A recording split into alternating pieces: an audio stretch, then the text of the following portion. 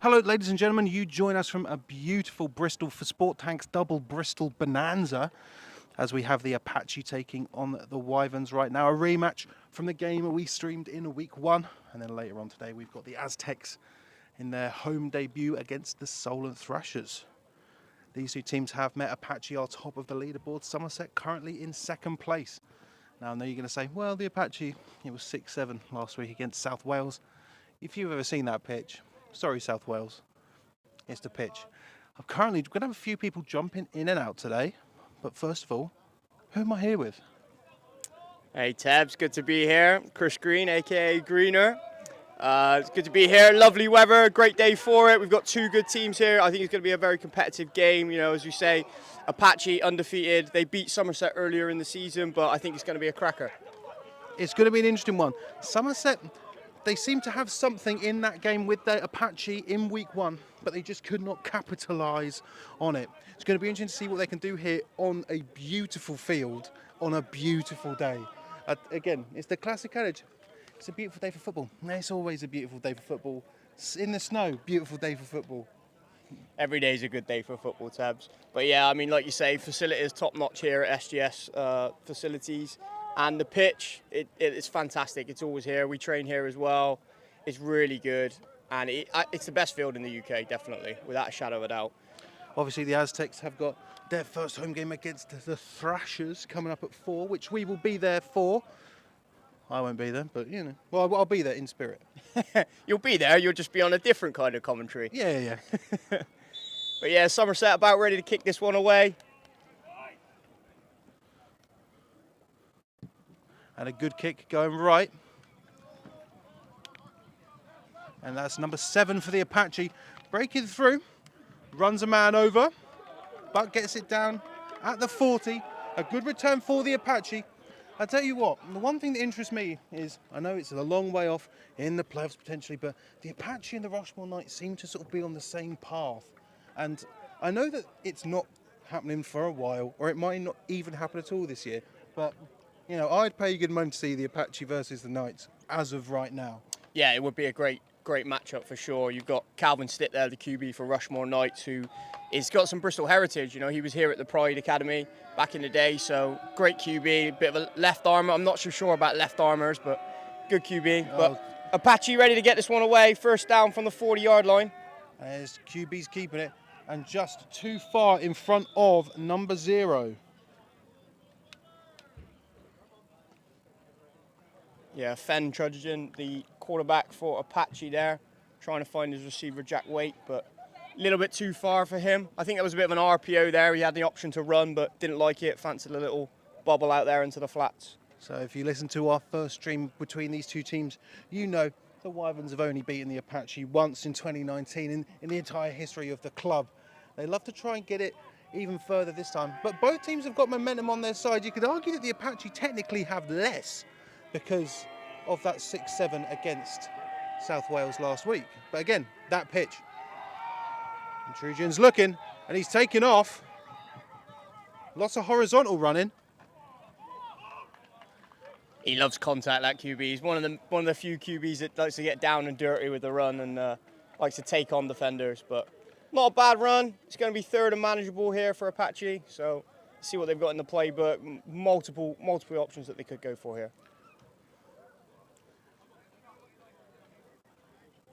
It's going to be an interesting one. Obviously, hottest part of the day right now, but both these teams.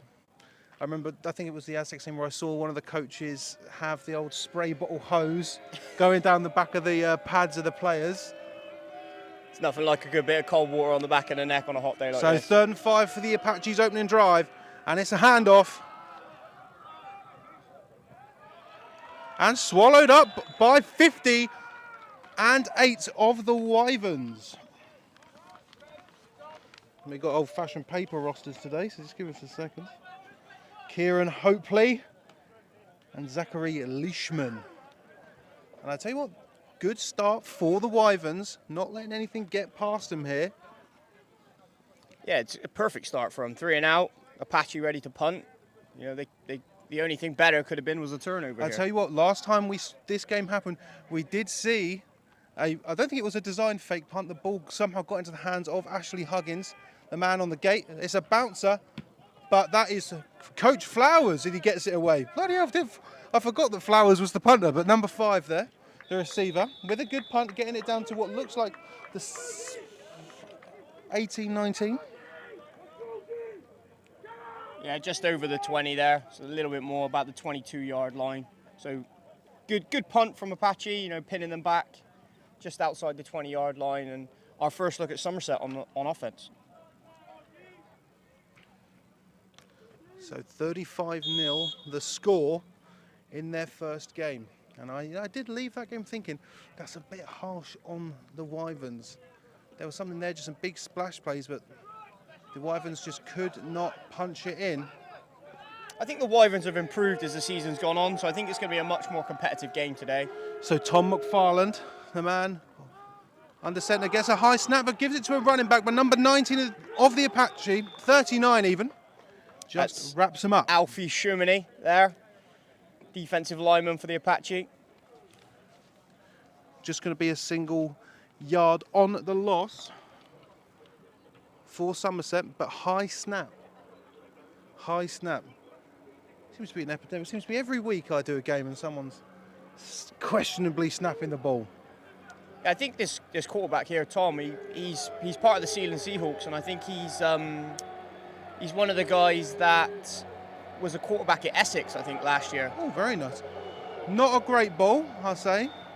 Bit interesting. Looked like that was fairly catchable for. Yeah, catchable ball. Bit high for him. Bit yeah. high. Definitely didn't have a tight spiral on it. That's No, for sure. I'll tell you what, it definitely looked like it caught the wind.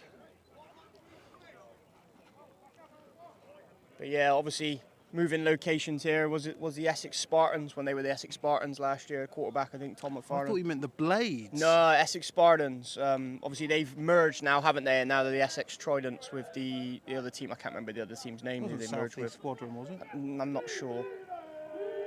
Okay, 3rd and 11 for the Wyverns. What can McFarland cook up? It's around the middle, 21. Breaks one tackle, but just can't get through. Yeah, that Apache defense looks like they've come to play here early. Negative yards on Somerset's first drive here, and the punt team are trotting out now, ready to punt this one away.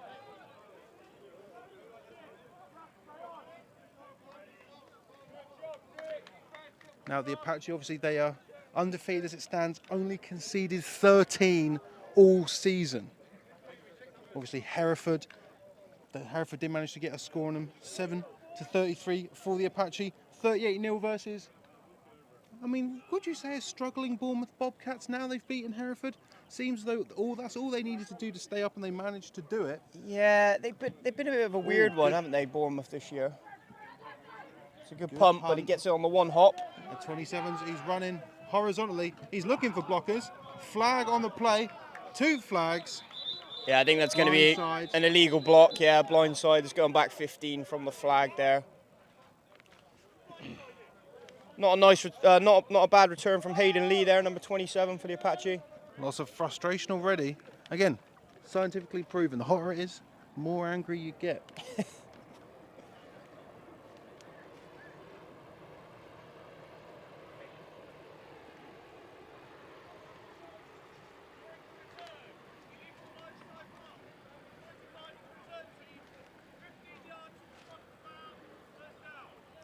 So not ideal for the Apache. Yeah, blindside block. You know, they used to be in the game, but they've taken them out for safety reasons. You can't block towards your own end zone, and that happens a lot of times on special teams as well, and they're just trying to make it a little bit more safer. Never heard someone sound so disappointed. I'm disappointed because being a receiver, those blindside blocks when you're a receiver and you're cracking in, you get highlight blocks from that, and unfortunately you can't do that anymore, so you've almost just got to stand there like this with your hands in the air. Unlike me as a centre, which is what I did, which I shouldn't be did. Okay, and it's a handoff now. Yeah, counter right. Good solid run on first down. That's Ed Green, the running back there, number 8. He's been a stalwart for the Apache for quite some time now, and one of their best skill position players. They like to hand him the ball. He gets a lot of carries per game.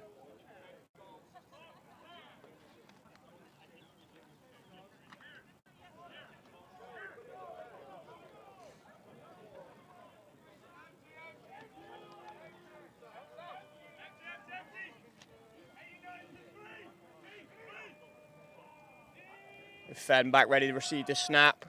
He's rolling left, he's going to run. Oh, almost a hurdle. That's Tell you what, better than I could have done. Yeah, it was a great tackle, just to stop them on third. It's a third down now, just to stop them on second down there. It's third and short. Probably expecting run here inside their own half. I believe congratulations are in order, Tebs, as well. ELF commentary. I don't know what How you feeling about that? How are you going to feel about that? I don't know what you're talking about. Yeah, it's an interesting one. So next week I won't be with Sport Tank in London, but I will be doing the Rhine Fire versus the Cologne Centurions, which is an interesting one. It's a run up the middle. Yeah. Breaks out to the left, but it is going to be a fresh set of downs for the Bristol side. Yeah, Ed Green again, churning his way forward, getting that first down for the Apache, their first of the game on the second drive here for them. Trying to build a drive here, trying to get down as close as they can to get a scoring opportunity. Definitely within this game last time, it's one of those things, it was close until it wasn't. Right. It's one of those ones. It was quite tight in the first quarter, second quarter, but then the Apache managed to get a big splash play out and just the Wyverns just didn't have an answer. Yeah, sometimes that happens. Football's all about momentum. When you got the momentum going with you. And it's a throw now, looking for 24, and he's got it. He's going to call that incomplete, yeah. It was a great catch initially, but as he was going to the ground, I think the ball hit the ground and moved, so. And I'll tell you what, that is one of those things where if we had another camera angle, we could have seen that clearly. But again, I think it might just be because Green is a receiver, so his eyes are always on the ball, whilst I was a centre, so my mind is always on having half-time Haribo. So. Hey, I like half-time Haribo too. What's your favourite half-time Haribo? Oh, it's got to be Tankfastics. All day long. So, who are you and what are you doing today? I'm Dave Booker. I'm here on cameras here and commentary later on. And what's your favourite Haribo? I must agree, it's Tankfastics. Good darts, good darts. We love Okay, it. so it's going to be a handoff to the right. Oh, and tried to cut there, but just could not get the grip on the field. Just could be hot. The old pellets could be slightly looser than. I'm talking completely out of my bottom with that one. I tell you what, I just try. being on a hot Astro, it just radiates the heat. It just like reflects. It's horrible. It's so hot. It's horrible. I don't think it takes. No, absolutely. There's no science in what I've just said. No, I don't think so. Absolutely no sense. So, Tom, what's your favourite half-time Haribo? Oh, it's got to be a Tankfastics. You're all 3 for 3 taps, 3 for 3. I'm not saying I dislike them, I'm just saying I'm surprised that it's the majority. So 7 in motion for the Apache. Trujian's looking. Oh, and Coach Flowers nice. is off to the races. It's a good tackle. And yes, I will keep calling him Coach Flowers because that's how I know him. Yeah, nice little slant route there from Coach Flowers. Yes. For the Gloucester Gladiators. And I tell you what, the reason why he did so well there, his gloves are not matching the colour scheme. He wanted to show them off. I'm not a fan of that. No, neither am I. No. Yeah, get off the field, number 5. Get off the field. So a good game for the Apache there, getting around midfield now. This is a good drive from them. It's exactly what they needed here early on. And it's absolutely horrible because that logo's right in the middle, so it looks like it's the halfway point of the field. Yeah, that's done me. Yeah, that's done me. They're over midfield. They are. It's horrible. They're at the 35. They're on the Wyvern 35. 7 in motion again. Hand off to 7 this time. He's running out to the right. Breaks tackles, breaks through. And I think with that tackle from number 8 of the Wyverns, that is... Kieran Hopley, number 8.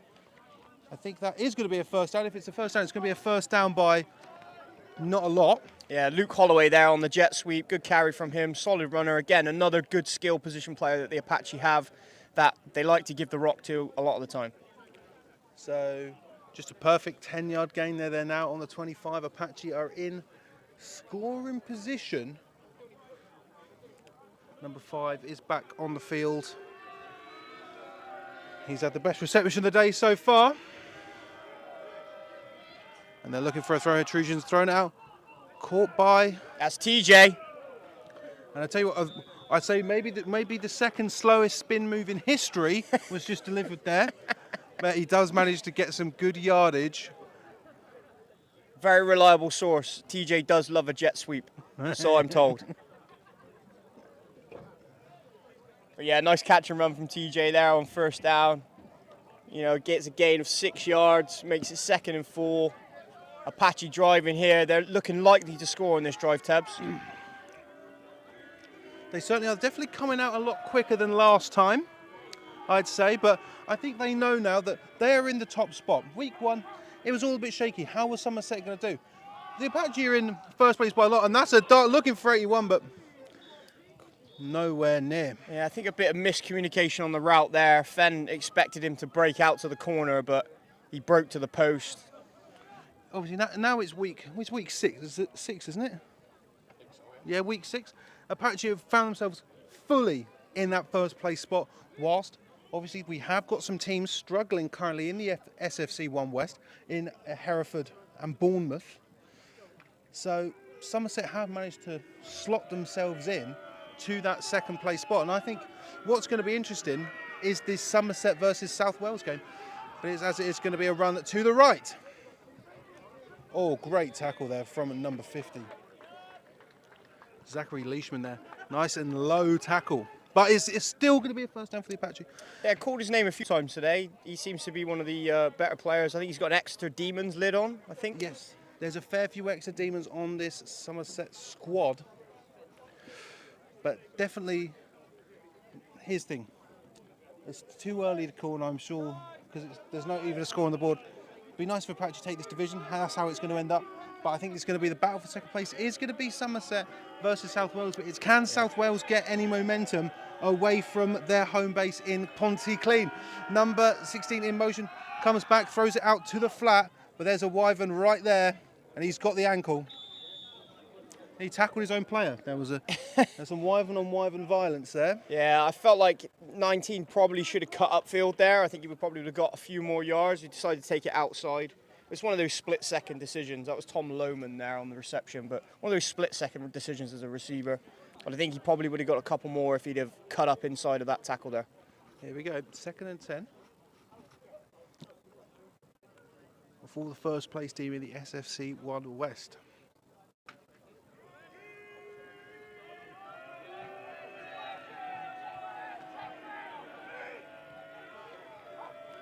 Trips on the right. And it's a run right.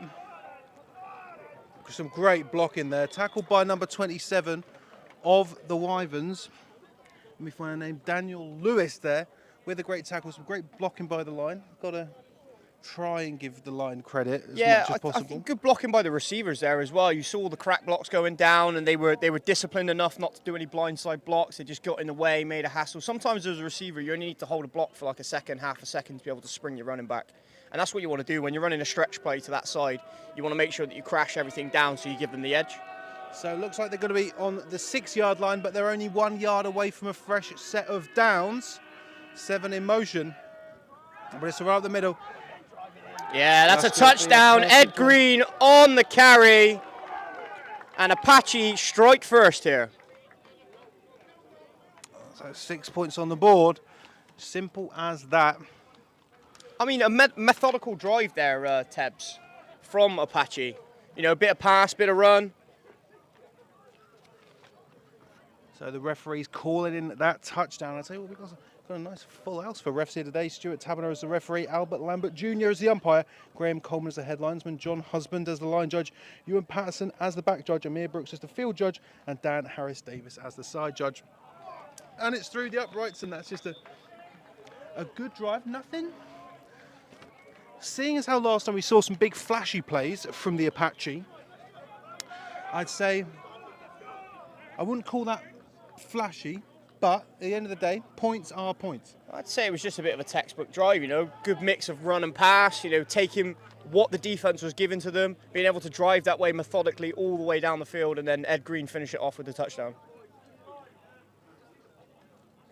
So Somerset yet to put points on the board against the Apache this year, and I'm sure that they're going to be looking to turn that around, not even today, in the next 5 minutes or so.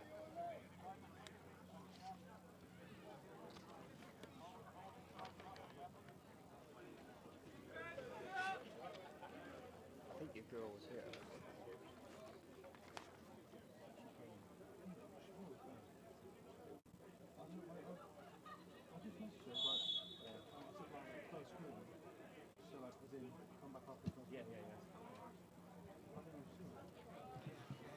So it's just bumbling around on the floor. The That's a Wyverns have live touched ball. it. Oh no, not great for the Wyverns.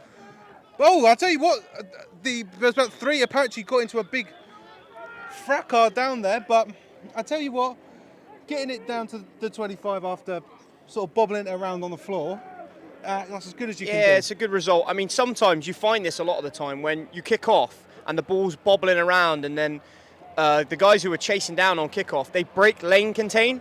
So sometimes there is a lane, and I've seen it a lot of times before. A bobbled ball goes for a touchdown. So good job from the Wyverns there, getting what they could.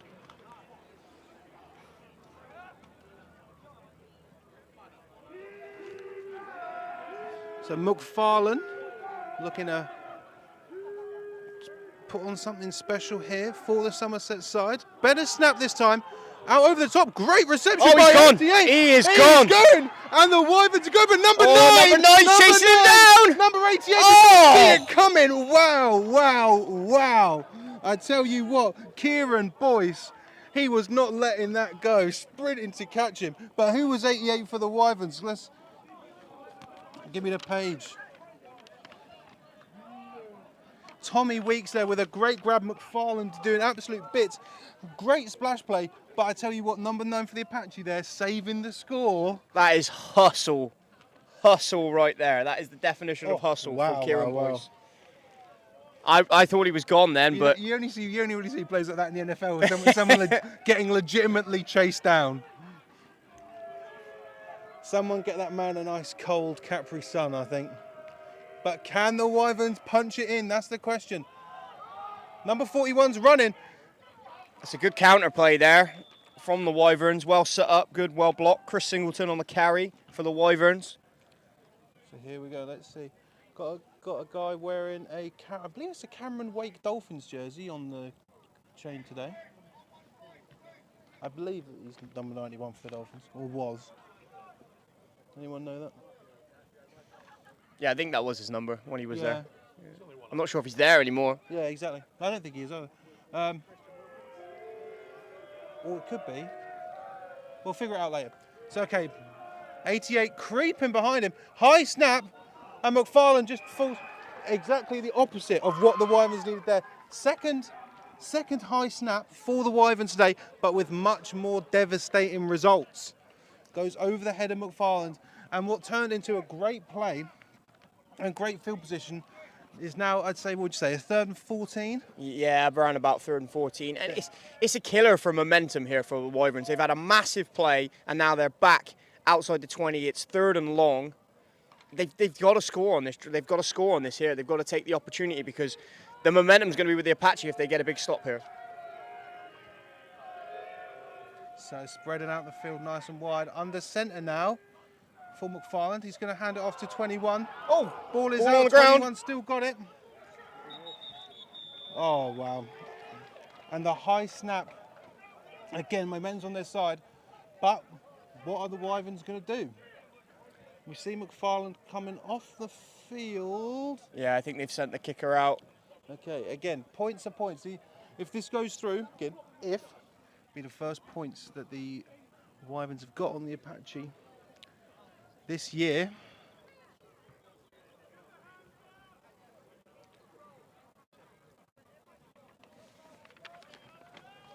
They're missing a player. That's the Apache roster. Oh, is it? I flipped that over. And Weeks, the man who made that big reception, will be the man who's trying to kick it through. 27's trying to jump the snap. Oh, it's And a block! blocked. Ball is up. Someone get on it. And I tell you what, if you're a Somerset Wyvern fan, that's got to be absolutely heartbreaking. And the only thing you got to do is look at the body language on the two sidelines here. So the Wyverns had a great big play. They've now had a blocked field goal attempt.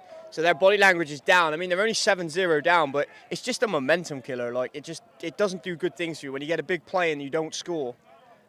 And then the defense get a big play by blocking that field goal. It just swings that momentum back to the Apache. So again, Apache with a nice consistent drive last time. Can they do it again and put some more points on the board?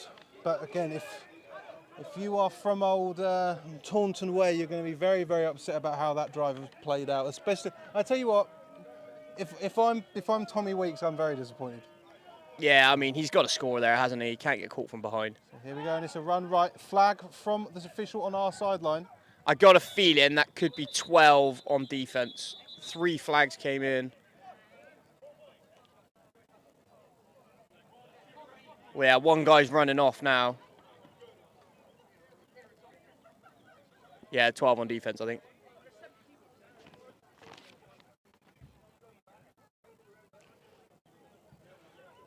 So waiting for our refs to give us a signal. So it's looking like that is the call.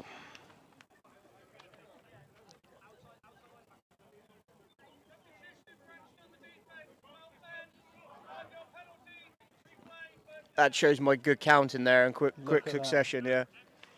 Count at least up to 12.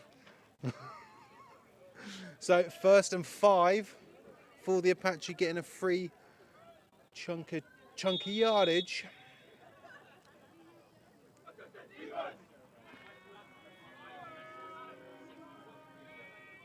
Trips to the boundary here. Bit of a low snap handoff. It's the keeper. Oh, QB keeper. Yeah, a couple yards on first down. 2nd and 3. 2nd and 3. This is where I'd like to see them take a shot here, because you've got 3rd down in the bank. It's 2nd and short. This is classic shot play moment for an OC here.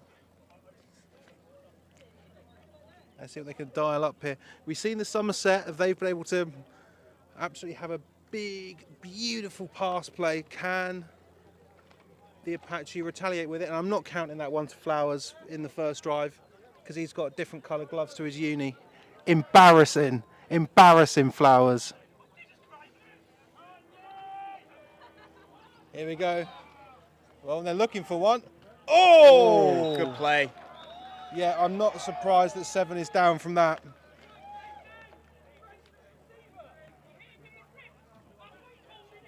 Yeah, the guys on the sideline moaning about being defenceless, but I think that's a good play by the defence there. I don't see any malicious intent from their part. I don't think it's like I don't think Somerset was out to hurt him, but I can tell you what, I'm not surprised that number 7 is down. That was the conversion of 2 Wyverns on him. So, Karina, tell us about what's happening at 4 o'clock today, just slightly down the road. There we go. So 4 o'clock today, we're at a new ground. So we're at Dings Crusaders. We've got a stadium. So a bit more of a game day atmosphere, hopefully. There's going to be run-outs. There's going to be call-outs. You're going to be on the announcing team as well, which is good. And, yeah, we're going to be playing the Solent Thrashers in our home opener this season. We're currently 1-1. We had a close game against the Warriors last week, 17-14, so a really close game. But, yeah, I mean, we're just building into the season. It should be a win for us, hopefully. You know, Solent not been doing very well this season so far, looking at results. But, yeah, I mean, we're confident. We're confident we're going to come with a victory today. So beautiful. So I'm just saying, if you're not here for Apache, you're in the Bristol area, 4 p.m. Dings, get yourself down and watch the Aztecs. Or you can watch it live on Sport Tank. Or you can watch it live on Sport Tank. Oh, yeah. Oh, yeah, you can do. Okay, so it's going to be a run. So absolutely perfect, exactly what you said. You've got the yardage basically in the bank. Try for a big shot. Hey, OC and 101 tabs. It's almost like I've done it before. Always get worried when players start doing up their shoe and they take a knee, and I'm like, oh God, an injury. Nope, just tying up the old shoelaces. 7 looks okay from the Apache now. He's up walking on the sideline, which is good to see.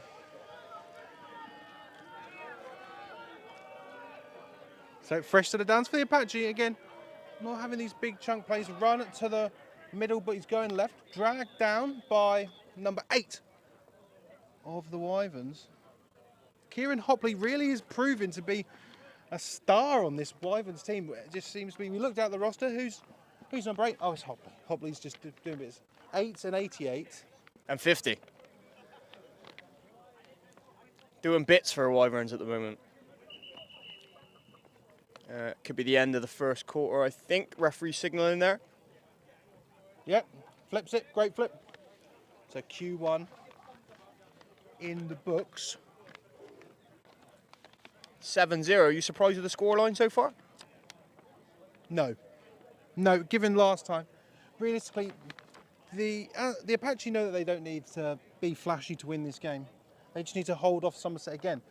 But after that big play from McFarland, 2 weeks, they've sort of shown that they can do something. I put it like this, I'd be very surprised if this game ends scoreless for the Wyverns again. I'd be very, very surprised. But in terms of a 7-0 in the first, no, I can't say I'm surprised. Yeah, fair. There's just no consistency for the Wyverns, I feel, whilst the Apache are 100% consistent. Yeah, I think you've hit the nail on the head there. They've been more methodical with their drives, you know, good mix of run and pass. Wyverns are very inconsistent, negative plays and then one big splash play and then more negative plays. So, yeah, I think you're right. You've hit it on the head there. Definitely Apache seem to be more consistent here early on in the first quarter. And sometimes, I know it can be boring football when you're just not flashy, but you are consistent. But, consistency wins games. Hey. Sorry. It's all good when you're winning. It's all that matters. Cliche Just get the job done. Well, I need to wait for Somerset to score because then I can break out the classic. We've got a game on our hands. That's the normal one. Hey, your boy Coach Flowers back out there with his red gloves. Look at him with his red gloves. What a joke. What a joke. Bit of a slow handoff there to number 2. Absolutely flattened there by 27 for the Wyverns. Very, very awkward motion on the handoff. Yeah, loss of about 3 yards there. It's going to be 3rd and 10 for Apache. Seems though we do have a Wyvern down.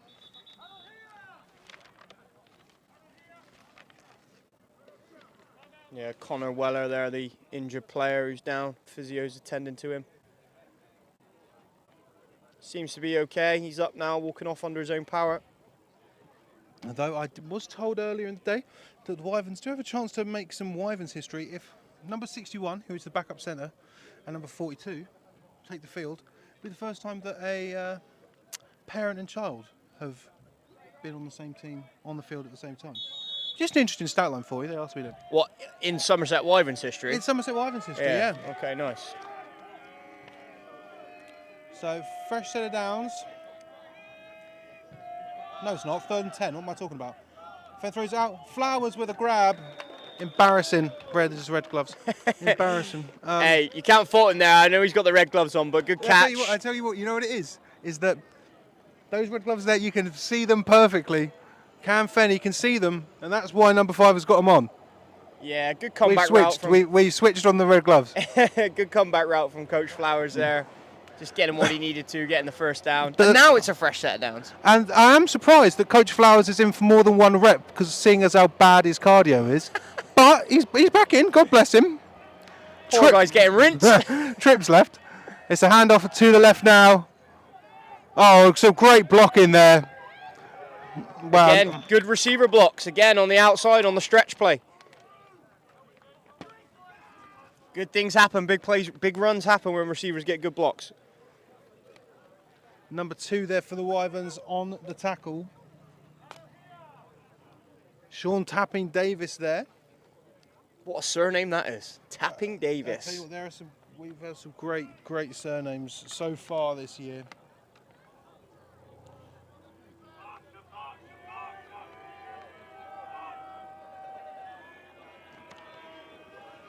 So another fresh set of downs for the Bristol side. Loss of Wyverns on the right-hand side of the field. Shuji's looking, pumps it, runs right. Oh, wow. And I tell you what, he made a big, is that 2? Is that 2? Yeah, number 2, yeah. And Tapping Davis makes one big tackle, then makes a big block. Yeah, good bat down. I think number 19, the receiver there for the Apache, did a good job to stop that from being an interception by making contact with him as the ball came in, because that could have quite easily been a pick there.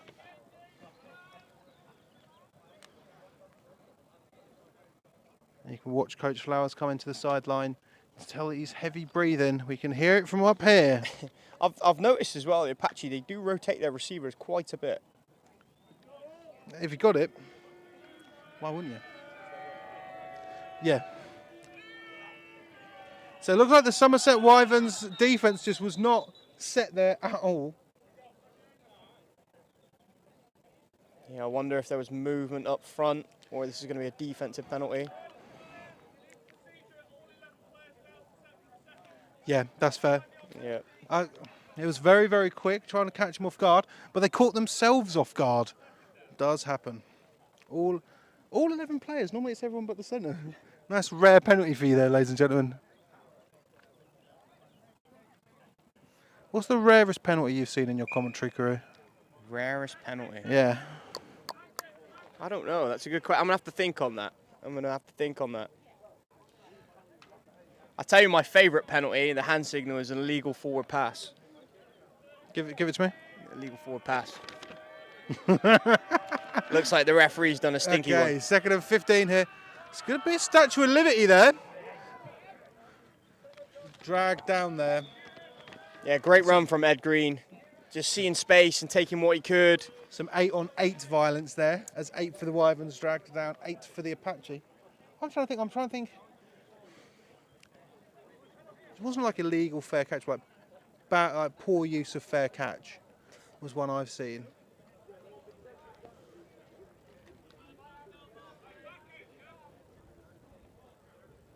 I'm trying to think of rare penalties now. Trying to see, is there ever, I know they have 12 men on the field. Have you ever seen a 13-man on the field, like 2 extra players? I think I have actually, yeah. That's quite rare. It is Britball. I love you, Britball, but no. Okay, 3rd and 8. Green's on the move. So decision time now for Coach Gardner. Punt, field goal attempt. I think it's a bit far for a field goal, but is it going to be a punt or is he going to go for it on 4th? Looks like the offense is staying out there. Well, Fenn's coming to the sideline. I think he's called a timeout just to discuss Just it. have a quick think. What would you do here? Well, I can't imagine they've got a kicker that's going to be able to kick this distance. Given that their kicker is number 5, Coach Flowers, they definitely don't. They definitely don't. Nope. If it was me, what are we? We're on the 37-yard line, 38-yard line. I'd probably go for it with the kind of play caller I am. I like to roll the dice a little bit. So I'd probably go for it here, but I wouldn't be surprised if some teams would punt it to try and pin them deep in the corner. But if it was me, yeah, I think I'd go for it. Well, Fenn's back in the huddle now, so it looks like they are. Let's see a little pooch punt, which I highly doubt, but you know. Could well be. I mean, I doubt it. I highly doubt it. I quite like the comeback route that they ran before. That seemed to got the defense napping a little bit because it looks like they're in man coverage on the outside guys. So we've got trips to the field side this time. So here we go. Can the Apache pull it off? We've got a man in motion. I believe that's 24. Drawn him offside. It's going to be a free play. This is the Britball special. I don't know if that's 2. Okay. Again, it seems to be, I think, one of the biggest missed opportunities in Britball when it comes to week is the free play. Yeah. We see it. I'm sorry, Britball. I'm going to be difficult here.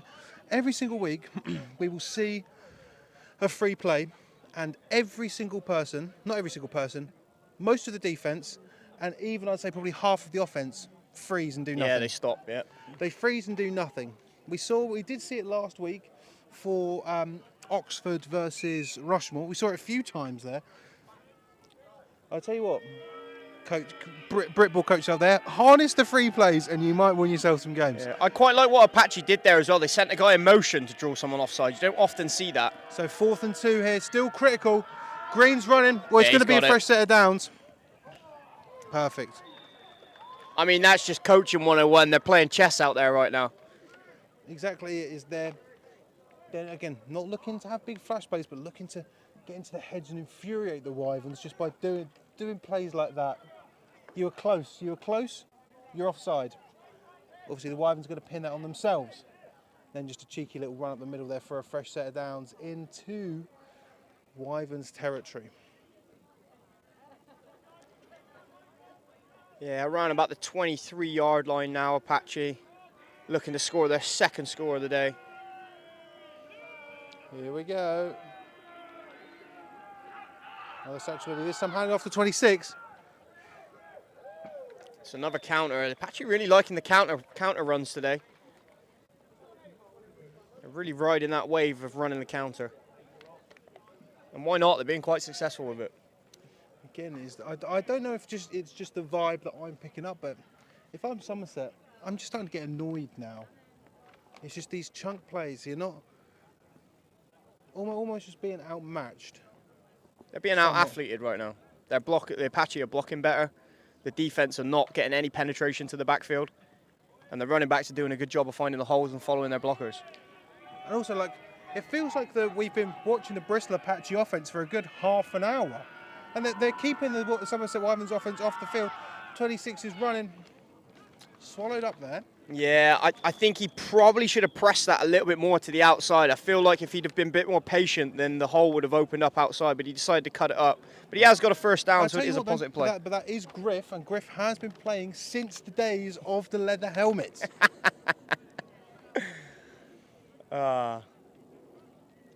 Any idea how old he is? I don't actually know. I just know that... I know he used to play for Gloucester back in the day, like when Gloucester were an actual Spartans. BAFA team. Was it the Gloucestershire Spartans? I think it was. They were the Gloucester Banshees for a while as well. Christ. Yeah, Gloucester Banshees, I think, was one of their names. Here we go, fresh set of downs for the Apache. Fenn's looking out right. Oh, he's got a man. Wow. He's wide open. Simple as. Wide open. Simple as. But you could see it from all the way up here. Yeah, number 24 just found himself in acres of space in the end zone, and Fenn does the rest and delivers him a sweet ball. So 13-0 the score. Again, a nice, just consistent drive. That's it. From the Apache. Yeah, exactly. Good, again, good run of pass, run, trying to draw them offside, getting the offside penalty, and then driving it down and completing it with a pass into the end zone. Here we go, 22 to kick it through. Great ball. Yeah, looks good. The arms are up, and that's going to be 14-0. And Lee, no, not Lee Hayden. James Baines, the man, to kick it through there. As the score goes to 14-0. It's one of these things where I'm just enjoying watching football played well. Right. You know? Execution. That's all they're doing on offense. They're just executing. They're getting their assignments right. They're making blocks. You don't see a lot of missed blocks from the Apache at the moment. Early on in the game, maybe on that first drive, there was a few shaky moments where they went 3 and out. But ever since then, they've been executing, and they've just been hitting all their blocks and getting their assignments right. So here we go, 36. And I can't see what that other one is. 2 receivers back for the Wyverns. Let's go with that. I think it's 88. I think it is as well. As Baines just kicking an extra point. Now he's going to kick it away from the logo. And no, ladies and gentlemen, before you say anything, that's not the halfway point of the field. Here we go. And a boot from Baines, and that thing is spinning. Great reception. They're going for the old... It is the reverse. Switch, but ran straight into I can't. Is that 24 or 34? His jersey's all scrunched up. This is one thing I see a lot of the time in American football over here is on the kick returns. Kick returners slow down as they go into contact. Yes. You get your touchdowns, you get your kick return touchdowns by just running through guys. If you just keep up your speed right there, there's a chance that the tackle's going to miss. Just slowing down into contact is just, you're going to get tackled if you do that. So Viz Karav, number 34 for the Apache, putting on a good stop there. They're going to have that on their own. On about the 34-yard line. 34. Another high snap and blocked down. Come on! Batted down. It's an incomplete pass after all that. Again, high snaps. It's, as a former centre, this game is breaking my heart for the Somerset Wyverns. Absolutely breaking my heart. Yeah, it's brutal. I mean, it's the worst thing as a quarterback when you get a high snap because it just throws the timing of everything off. It's so critical. In fact, whoever the centre, when they line up, who's playing centre? Is he 66. 66? You got Wyverns, haven't you? I've got the Wyverns roster, yeah. Number 66 is Philip Eaton. Come on, Philip. Okay, that was a better snap. Hand off to 21. Making a man miss, but still. Yeah, Good enough. Ross Owen on the carry there, 21. Not a bad gain for the Wyverns. But again, because of first down, they've got themselves into a bit of a pickle here. It's now 3rd and like 8. And it just feels to me like we just haven't seen the Wyverns offense in so long. Yeah. Yeah, the Apache have had 2 really, really long drives, keeping that defense out there and keeping the offense on the sideline. So it's going to be a 3rd and 8. And realistically, it's getting to the point now where this 3rd and 8, this is critical for the Wyverns. The momentum is being sucked out of them. They need something big here. And Farland's looking. Yeah, big hit, pressure there, 53 from Apache, making sure the quarterback knows he is there. But I tell you what, like, even though it was sort of thrown out of the sack, could have basically split the middle between 2 of his receivers as well. You did have receivers open as well, but when you've got a guy right in your face, it's difficult to get that ball there. So here we go now. Again, it just seems to be these high snaps for the Wyverns they're a game changer. Good snap there, good long snap there. I'll tell you what. It's a good kick. It's going to take a Wyverns bounce. Wow. Look at that. Wow, down to the 5-yard line. Get me the name of that number 14. Number 14 is Thomas Bowering. What a punt that was. Wow. And the refs have spotted it at the 7-yard line. And the worst part is, if you're the Wyverns, you don't want this stat line to be here, but that was probably the best Wyverns play of the game. Yeah, I think it has been so far. I'll even take that catch. Another catch? Yeah, but he got caught. He did get caught. If that was a touchdown, then that would be, Weeks would have it. But considering that they've just pinned the Apache on their own 7, that was perfect. Textbook. Yeah, I don't think anything's going to change for the Apache here. They're just going to go as they've been going on offense, just churning away every drive so far. They don't need anything special. They've proved that. Good, consistent football. Yeah, and again, look, 4 yards of carry, 4 yards of carry.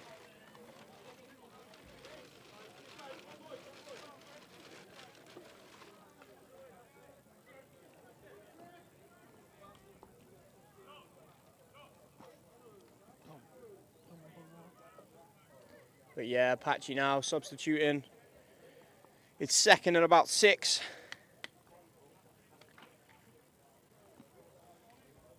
And we've got trips to the top side, to the field side.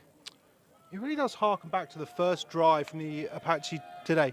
Punt. Yeah, 3 and out, yeah. Are we going to see another punt? So Fenn fakes the handoff, throws it to 7. Oh, good play action. Great play by Luke Holloway after the catch. Just getting into space. Again, good blocking from the receivers out there. And it's going to be another first down. I'll tell you what, I was having a sip of water there and I looked over at Tom and he was doing a touchdown signal and I was trying to figure out why.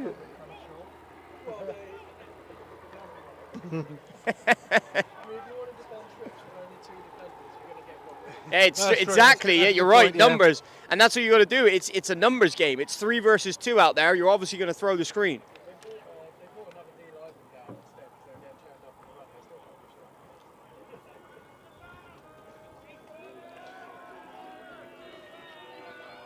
Fresh set of downs, Fenn's looking, 81's open, and he's got it. Yeah, he slips over, the turf monster got him. I think the 3rd appearance of Le Turf Monster today. Maybe my science is correct. It's not, but maybe it is.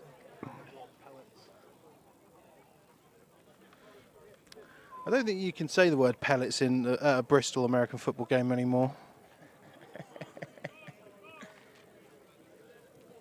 I can. I don't play for any Southwest 2 teams. I am 1-0 against the Uwe Bullets. How do you feel about that?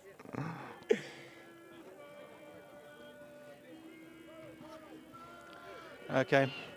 Also stacking that box from the Wyverns. Grayson out Fenn's looking. Great Oh, protection. wow. Wide open. What a ball. Oh! Oh, receiver. Let's have another look at that. Let's replay maybe that man's lowest moment. Oh, wow. That was a great ball from Fenn. Great protection from the O-line, and 19's got to bring that in. Go on, I might be able to lip read him from here. The sun got in my eyes. I saw that from up here. Yeah, not happy with himself, dropping his helmet on the floor.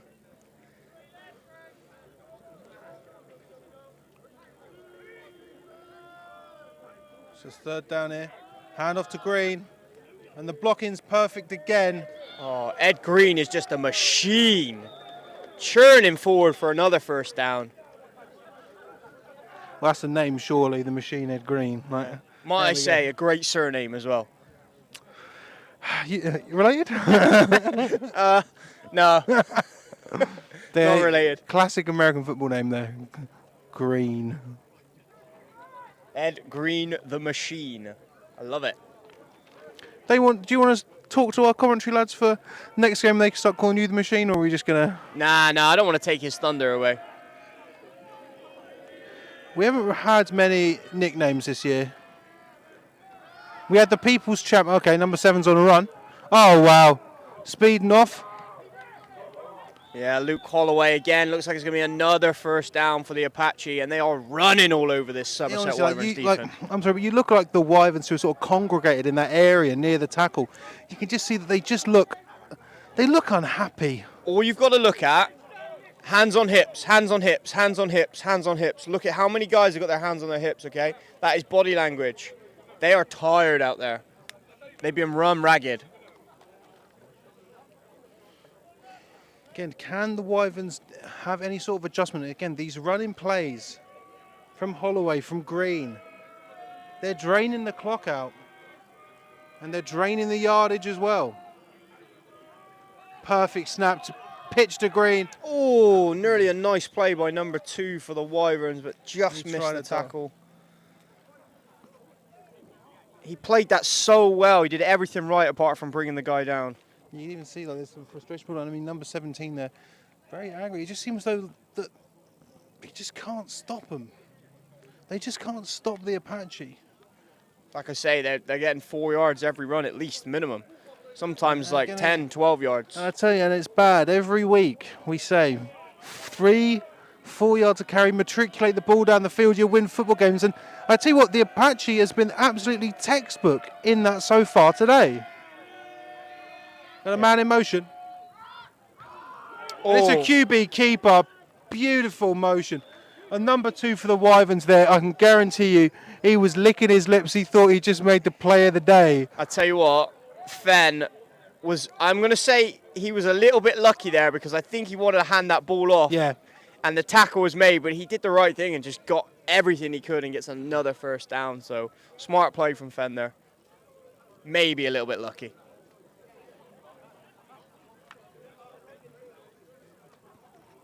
Another. Seems to just be every 2 minutes, fresh set of downs Apache, fresh set of downs Apache, but they just keep doing it. 7 does not look like he knows if he's in motion. Or could it be a fake? We don't know. Deals it to number 81. About to take it down. Don't think that is going to be a fresh set of downs for the Bristol squad, but it's going to be about a yard short, I think, 2nd and 1. Do you ever think the people in those trains look at this and go, oh, that's interesting? Yeah. Anyone else? Yeah, we've got the train track that runs from Bristol Temple Meads to Parkway here, along here. It's just at the end. It's interesting. Like, I love to be on a train, just catching a brief little glimpse. Imagine if you just catch it and just like, oh yes, a punt. Beautiful.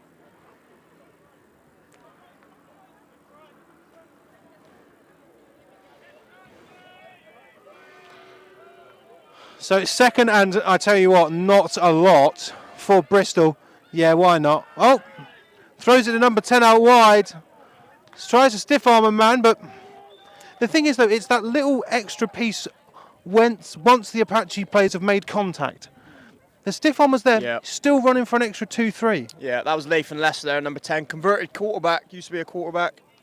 Huey Bullet alum as well, Lathan Lester.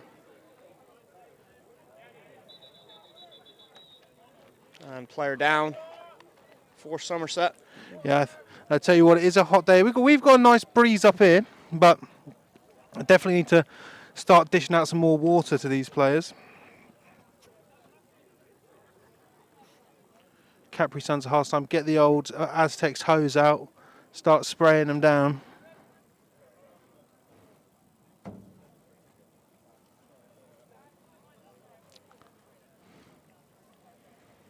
Just counting the amount of people here watching. It says a good like 60, 70 people here on the And I tell sideline. you what, I imagine they're going to be. Well, hopefully, I think they'd also be at the Aztec Solent Yeah, I game. hope so. They'll have a stadium, somewhere to sit down.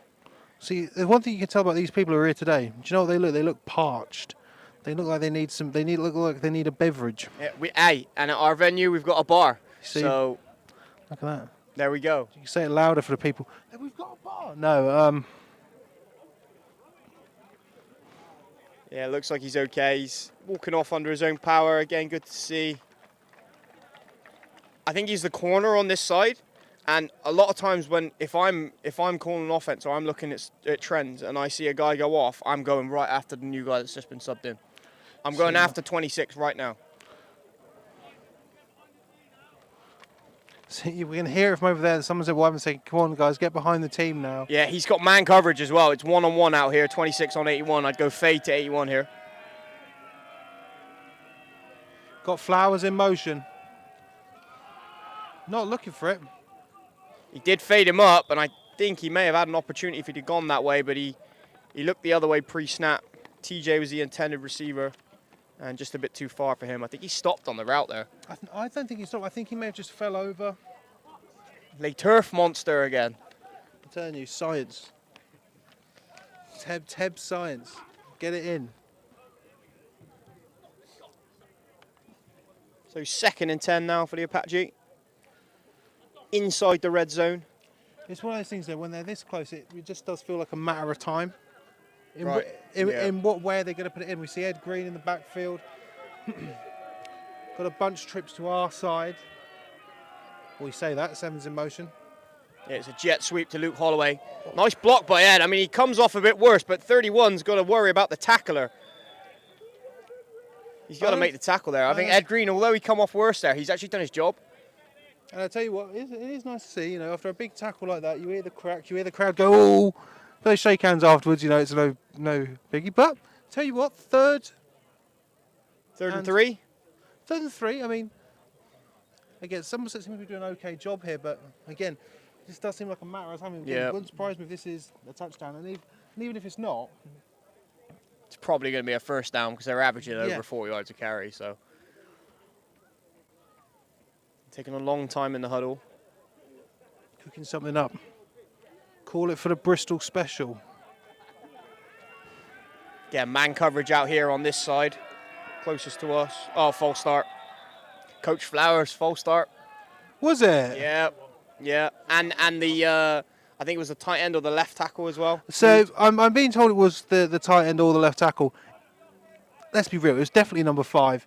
They called it on 61, but number 5 definitely did false start as well. Definitely did, yeah. See, that's just them not liking linemen, but it was definitely 5. Number 5, that's Bristol Apache number 5 there, making all the errors today. His wardrobe choice, his tattoos, his hair, his face cage is white. his face. Oh, is it embarrassing? So here we go, 3rd and 8 now. Oh, wow. Traffic, I think. Is it? It's cool. That's a touchdown. Well, I didn't even see what happened there. There was just traffic everywhere. There was a lot of bodies there. I wish I had a real life replay, but I mean I do, but I also don't because I can't see the screen because it's so sunny. I think that was TJ on the reception. It definitely was TJ. That's second, Yeah. his second of the day. But either of you two saw what happened there. Come here. To my amateur eye, it looked like he threaded the needle. There were two receivers in the same area, so the ball just took a little bit of a bobble and fortunately landed into their tight end's hands. There we go. And it's blocked. But it's almost picked up. It looks like it's going to be kicked out of bounds. Okay, scoreline reads 20-0. My first thought on that touchdown was it was an interception. That's So, yeah. what I thought, because there was a lot of Somerset defenders there, and they were in a good position. And I thought it was going to be an interception, and then TJ somehow comes up with it. That was a crazy play. Crazy play. 2-minute warning here in Bristol. And I tell you what, it's been all Apache. All Apache. Somerset had a lovely they had a lovely play, but, it's just not really played out from apart from that. They couldn't capitalise on that play. Personally, I think this game might even be, looking slightly different now if Somerset were able to convert on that play, even 3 points. Yeah, I mean, it goes back to that big splash play. They've got to score from that because it's momentum. They had the momentum there, and then it just got took away from them. Because you've got to think about it now is that so far in this season, the Apache have put on 55 unanswered points against the Wyverns. That's got to be an absolute morale crusher. Yeah. That's big for the Apache, and like you say, morale crushing for. Especially when you consider Somerset Wyverns are the second place team in the AFC, in the SFC 1 West. I've got lots of acronyms. Don't know if you know, but this isn't the NFL, Tebs. What? Very slow to pick that up. Good blocking from Somerset. Green's coming in. And I'll tell you what, he can run the ball and he can tackle as well. Ed Green there on the tackle. But that's a nice return. They're going to have good field position here, Somerset. Nice return. It's going to be around about the 35-yard line. In fact, nose on right on the 35-yard line. So wait, if this isn't the NFL, then I thought I was Troy Aikman. Troy Aikman, that's me, mate.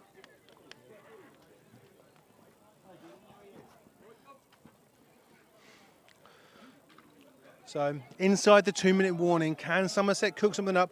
Normally, when you're inside the 2-minute warning, we see some big throws. As McFarlane returns to the shotgun formation, they've had a lot of trouble with that so far today. But perfect there. Oh, good And penetration. Pushing people off. And he's going. And he's going. And he keeps going. And he keeps going. 21 for the Wyverns. He's got the angle. What's going on? He's going all the way. He's all the way. It is all the way for a touchdown. What just happened? Ross Owen with a big play for the Wyverns. What just happened? He had a perfect angle. I've got no idea what just happened there, but it's a touchdown, Wyverns. What a play. Just as you were saying, 55 unanswered points, and the Wyverns said, no thanks, we're getting in the end zone. What's just happened? I'd say they've taken it from a game that looked like it was completely untenable. It's now, and especially with that missed extra point from the Apache. I mean, they still haven't got a person on the field. Like, even Somerset's caught off guard, but can they put it through the uprights? They've had a field goal block today. Okay. I'm tempted to say the cliche. Nah, not yet. Not yet. They need to score one more time. But I tell you what, though, this is it. So this is where it becomes a bit difficult for the Apache. Apache have had these long, consistent drives. They're now inside the 2-minute warning. Can they dial something up? I mean, because I'm not even totally sure the Somerset thought they were going to dial that up, but there's points on the board. It's 7-20. I still can't believe that. I can't believe that it at all. definitely caught us both off guard there. Ross Owen with the just great vision and ability to be able to reverse field and then come down this near sideline and amazing. Go all the way with the speed. Sensational. Look at this. The Apache don't even know about kick return. They don't know what's going on. What? We don't do this very often. It's usually only once a game, right? Maybe twice. Here we go.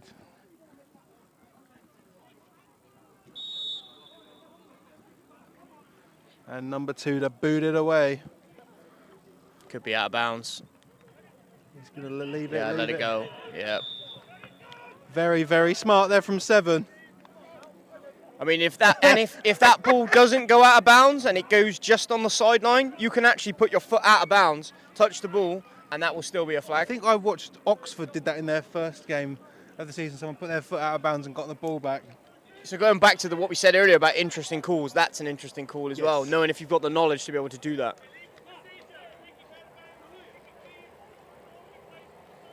And Luke Holloway proudly exclaiming that he knows the rules as that ball sailed out of bounds. Yeah, so the Apache will get this on the 35-yard line. College rule, 15 yards from the halfway line. An extra bit of chunk of yardage. Remember, inside the 2-minute warning. Yeah, I think Apache have got 2 timeouts left. I think they've used 1 so far. Yes, that's true, yes. Okay, timeout Wyverns.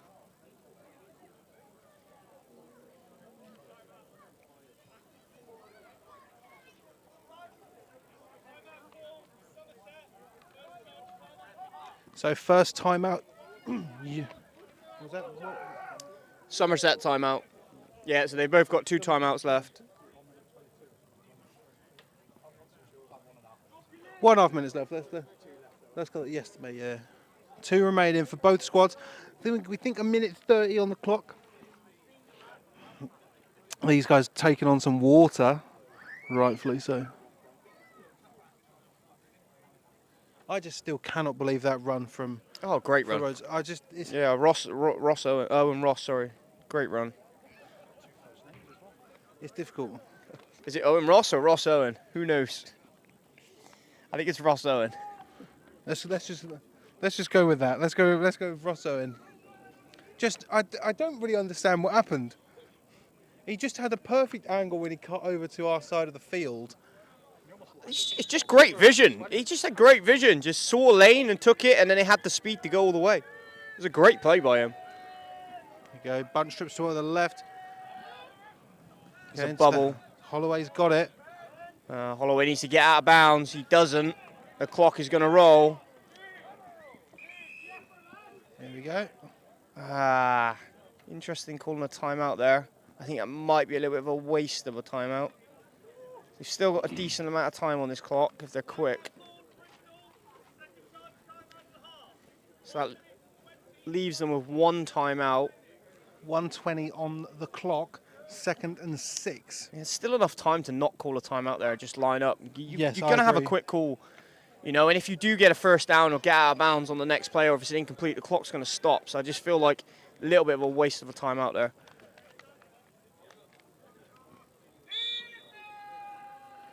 I'll tell you what, after that score, Somerset's definitely perked up. Friends looking. There's TJ. He needs to get out of bounds. He's not out of bounds, but it still will stop the clock as it's a first down. So they need to get hurried and get set as quick as they can now.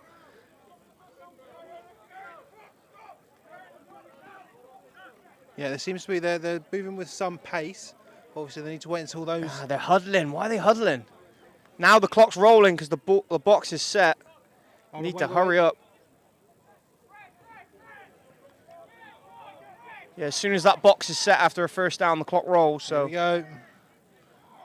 Looking for another pass. Not a surprise. Goes out wide, but out of bounds there. that's what you want. Catch to the sideline, get out of bounds, give yourself enough time so you can have a breather, get in the huddle, and then call your next play. That's better clock management from the Apache.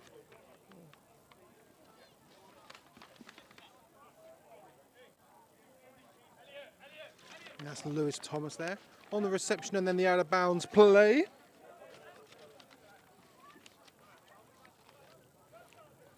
Second and 4.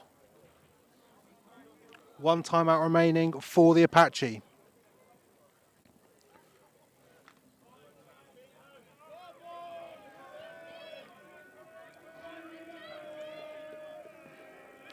What can they cook up? There's a pass again. 50 got through there. That's a big ball for Flowers. Oh, And great play. Number 17, Ben Stringer for the Somerset Wyverns, getting up high, climbing the ladder and batting that one away. And Coach Flowers thought he had the entire world in his hands there, but 17 dives across and smacks it out the air. 3rd and 4 for the Apache Obviously, incomplete pass. Ball clock has stopped. Again, I think you're going to see a hitch route from the outside guy or a quick out or something like that just to get the first down, get out of bounds here. That's where I'd be looking right now. Going to channel my inner Tony Romo.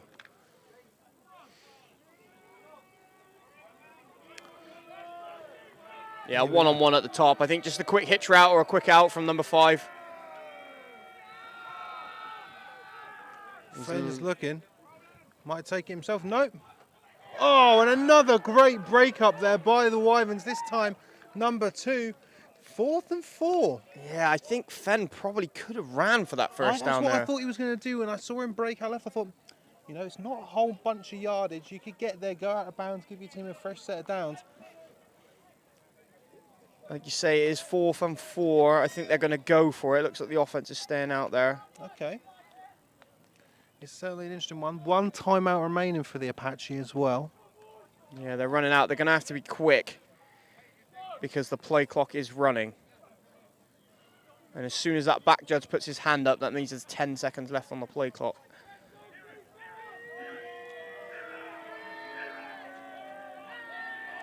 Now it's 10 seconds. There we go. Fenn rolling left.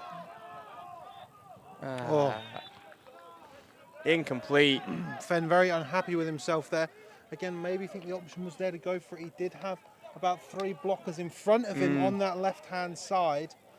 But the Somerset Wyverns take over on offense. They've got 2 timeouts remaining, and we've seen that they can actually dial up some splash plays. Be very interesting to see. I mean, this game could get very spicy if the Wyverns manage to put some points on the board before half-time. I'm guessing there's going to be around about 30, 40 seconds left in the half. So they're not going to have much time, but they do have 2 timeouts. So they've got an opportunity for a couple of... And they can still use the middle of the field because they've got those 2 timeouts. And I've just been told that the Wyverns are going to be starting with the ball. We think... How sure are we? 100% sure? 100% sure Wyverns are starting with the ball. Yeah, they do. They start with the ball in the second half. Apache received the opening kickoff. Okay, better snap this time. Oh, it's a counter. 41's got it. Not going to be enough. Timeout here. Yeah, timeout. Not going to be... Yeah, is it going to be enough for a first down? Not quite. No, 2nd and 4. They've called a timeout. They've got 1 left.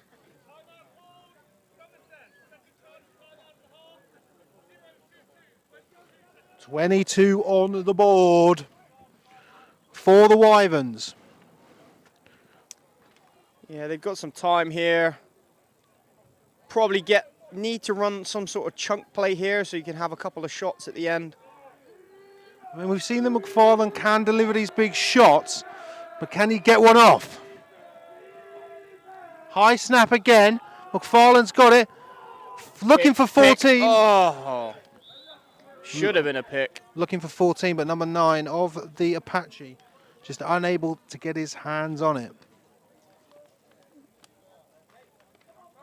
I don't think McFarlane's really got the arm strength to throw it more than like 25, 30 yards. So it's a very interesting one. When you look at his throwing mechanics, it's like a shot put. Yeah, very unorthodox throwing style.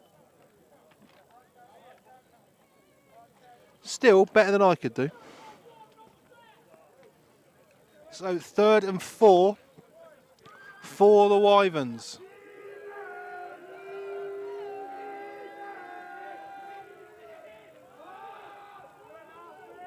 McFarlane breaks the pocket. He's rolling out. He's trying to find someone. Oh, it's still bouncing around. Not a spectacular decision there, I'd say. Throwed it into very tight coverage. Almost picked again. It's 4th down. They're going to have to punt here, surely. Unless it's like less than 4 seconds left on the clock. Looks like McFarlane's staying out there. This could be catastrophic for the Wyverns if they get a turnover here or if there's a little bit of time left on the clock. I mean, if there's about 4 seconds, and I'm okay with them going for it on this, but... Again, I wish we could get hurry-up calls from the ref. We don't know how much is left on the clock. I'll tell you what, it's certainly not a lot. 85 in motion. I think that should be a penalty. The left guard wasn't set there. They've ran a play, so that tells me there probably was only a few seconds left. Yeah, there There you we go, go. half time, yeah. So, I tell you what, an interesting game here today. Apache have just been consistent. Consistency, consistency, consistency. The Wyverns, however, the complete opposite. Though they did manage to get a big, big play from Ross Owens there to take the score to 20-7. Thing is, though, even though that score's on the board, I still think this game is all Apache. Yeah, it is. I mean, they look to be in control of this game. As you say, Wyverns have had 2 big plays on offense, and that's it. Just really inconsistent with what they're doing. It's either nothing or a massive amount of yards. So, yeah, I think you're right. I think Apache are in control of this game. But with the Wyverns have the ability to have those splash plays, it could make for an exciting second half here. It's going to be interesting. I really think that we could have a game on our hands, and I'll say the words game on our hands, but the Apache have to score on their opening possession in the second half. Yeah, I think they need to score straight away just to kind of put the stops in this momentum that the Wyverns are trying to hang on to. I still think, like you say, the Apache are the favourites here to come out with this at the end, but it's going to make an exciting second half, that's for sure. Right, I'm not entirely sure how many scores there's going to be around the league, because it's quite an early kickoff. But I have to deal with the fact that I can't see my phone. Yeah, I would imagine most games kick off around about 2 o'clock, don't they, usually? So I can't imagine there'll be a lot of things going on around the league anyway. But you can see the teams huddling up, having their halftime chats. And I tell you what, so are we, because I'm roasting and I'm bare hungry. So, so we'll catch you in about 10-15 minutes. Scoreline as it stands at half time: Bristol Apache 20, Somerset Wyverns 7. We'll catch you in just a little bit. Get yourself a cold drink. I certainly will.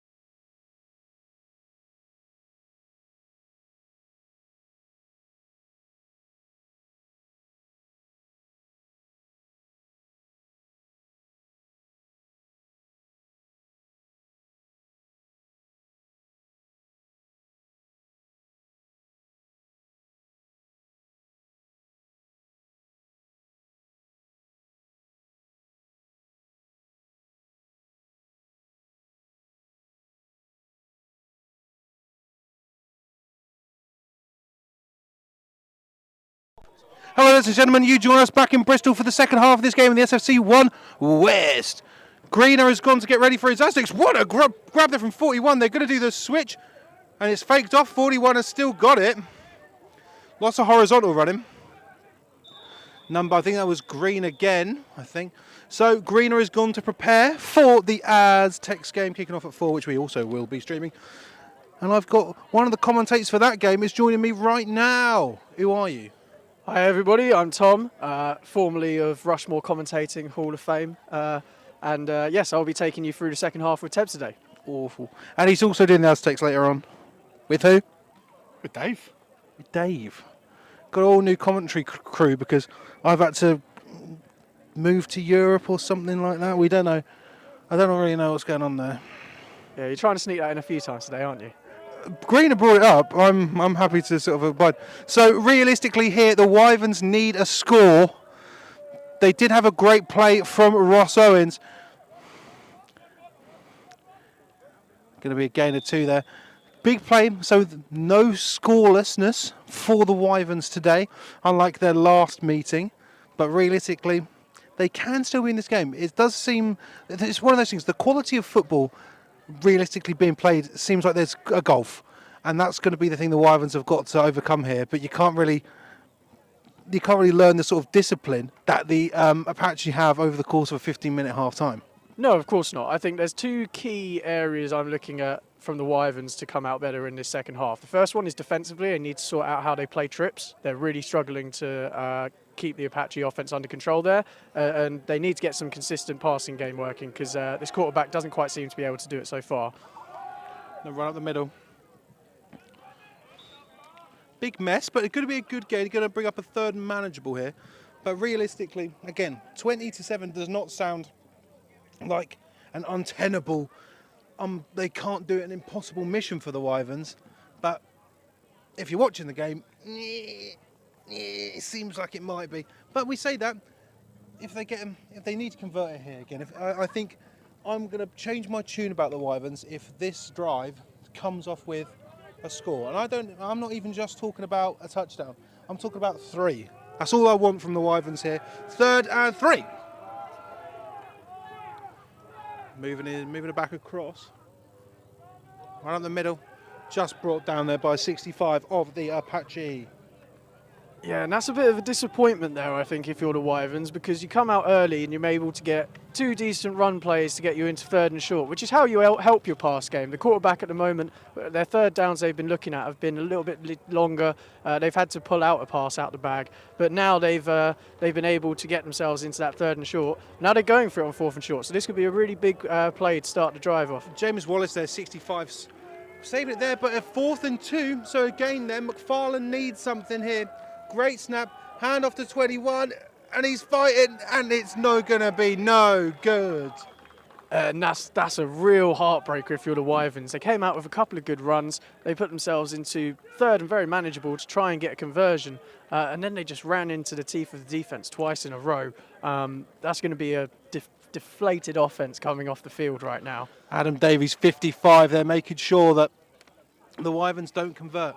Again, it seems to be the Wyverns are a lowercase team. Do you know what that means? They can't capitalise. Everyone. I'm here all week. So the Apache are going to take over on the Wyverns. Oh, God, it's the bloody logo. 46. It's the logos. The logos keep throwing me off.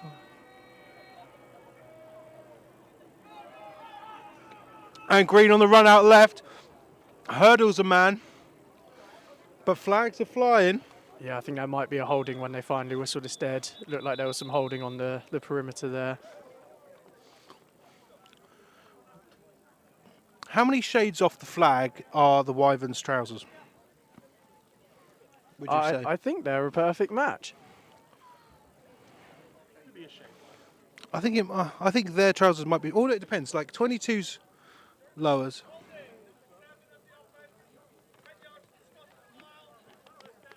In the spot of the file there.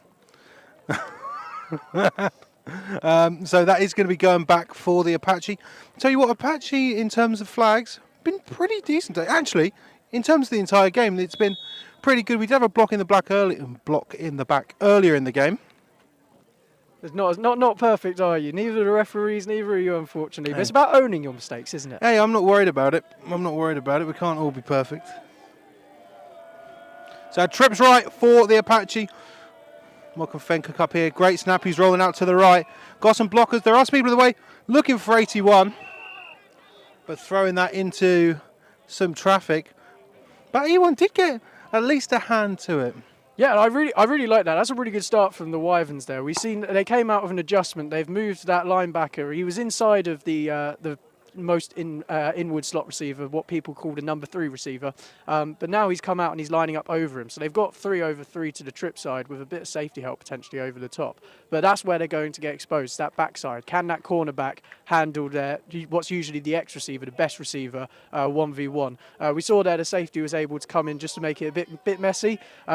But that's going to be an interesting matchup to watch for the rest of this half. Okay, 2nd and 14. Wyverns trying to crash down. Fenn's looking for a pass again, and it's going to Flowers. And Flowers gets drilled. No. What are they calling that? Oh, he's going to have a few yards on that.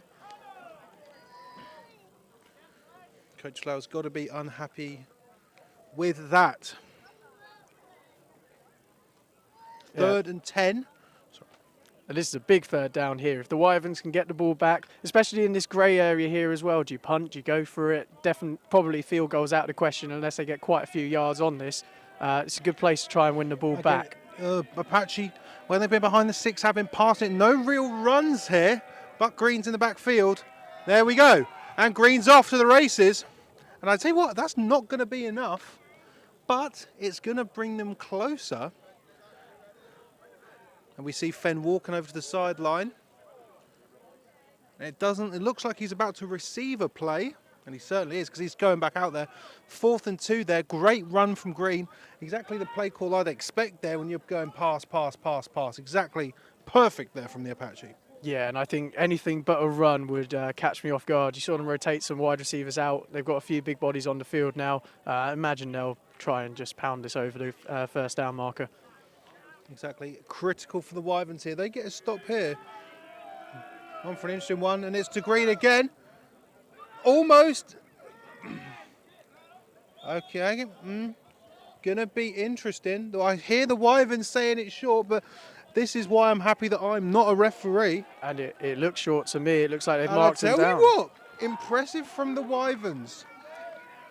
Yeah, I thought that was a really good stop there. They sent the guy in motion, they handed it off to the running back, and they tried to have him run behind what we normally call a split zone block, where you've got zone blocking to the right with a lead block to the left. So they're trying to go and counter behind that. But they just managed to clog up all the gaps up front. There was nowhere for them to move, and that's a huge stop. They're able to get the ball on what looks like about the 35, so 65 yards to go and get some points and make it a game. Exactly. Here this is it. They stop the Apache from getting points, and that's what matters here. But just get some points on the board. Let me say the catchphrase. Here we go. McFarlane's got it again. Seems like I would say some miscommunication, but no, lots of horizontal running. Interesting. These handoffs, they just look a bit awkward to me. Yeah, I think the quarterback's quite close because he's playing sort of true pistol, like sort of 3.5 yards. So it's quite quick to get the ball in your hands and then be able to turn around and get that handoff. And it's putting a bit of pressure, you can see as well on the Wyverns O-line. You can see that the D-line is getting some penetration into the backfield. That's going to be an interesting matchup to continue to monitor as we go. So 2nd and 10 here, not a single yard lost for the Wyverns. Sending a man in motion.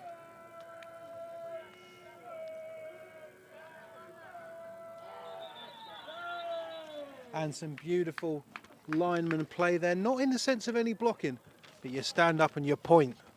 And that's...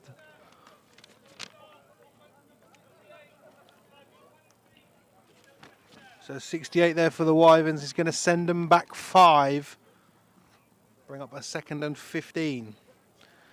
Again, it seems to be sort of the exact opposite of what the Wyverns need. We've seen it a few times today where, okay, they're cooking, and then it's gone. Yeah, and I think that we were talking a bit before about how they can't learn the Apache discipline over a half. Even though they are the top 2 teams in their division, they are showing that there is definitely a bit of a gulp at the moment between the 2 sides.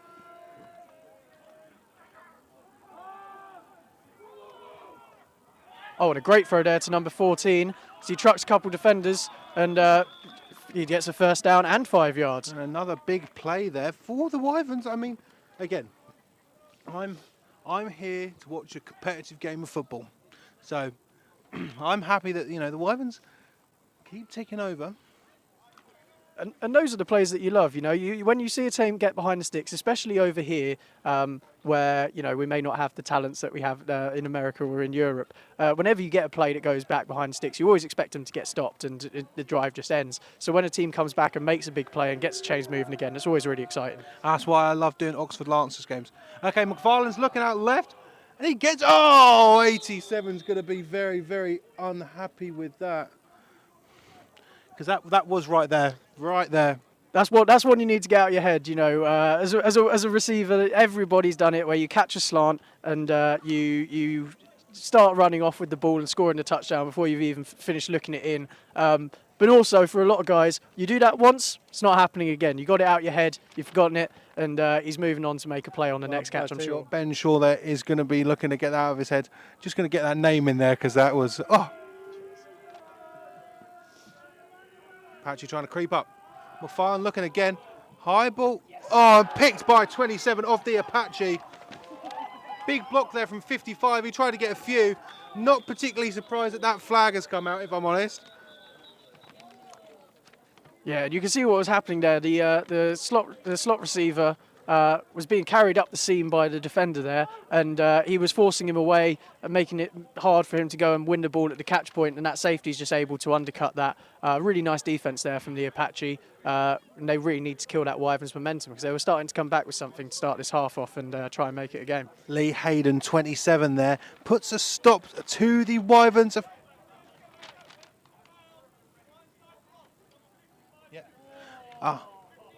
100%.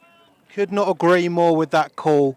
Definitely watching number 55 there. Did have a bit of a peel back there and the block. But Lee Hayden, 27, the man who's killed the momentum for the Wyverns as it stands right now. And it'll be interesting to see what the Apache do on this. We saw them stall out on the first drive. Overall, they were pretty good on offense in that first half, but the Wyverns came out with some different things on defense. Let's see if they work those out on the sideline and have a better plan of attack this drive out.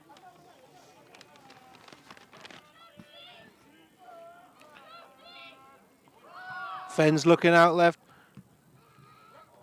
Okay, great. Good control there from number 19. Didn't manage to get it on the initial grab. Bounced off his stomach, but going to take it, but it's only going to be a gain of 1. Yeah, one of the better catches we'll see for a gain of 1. Yeah, definitely, yeah.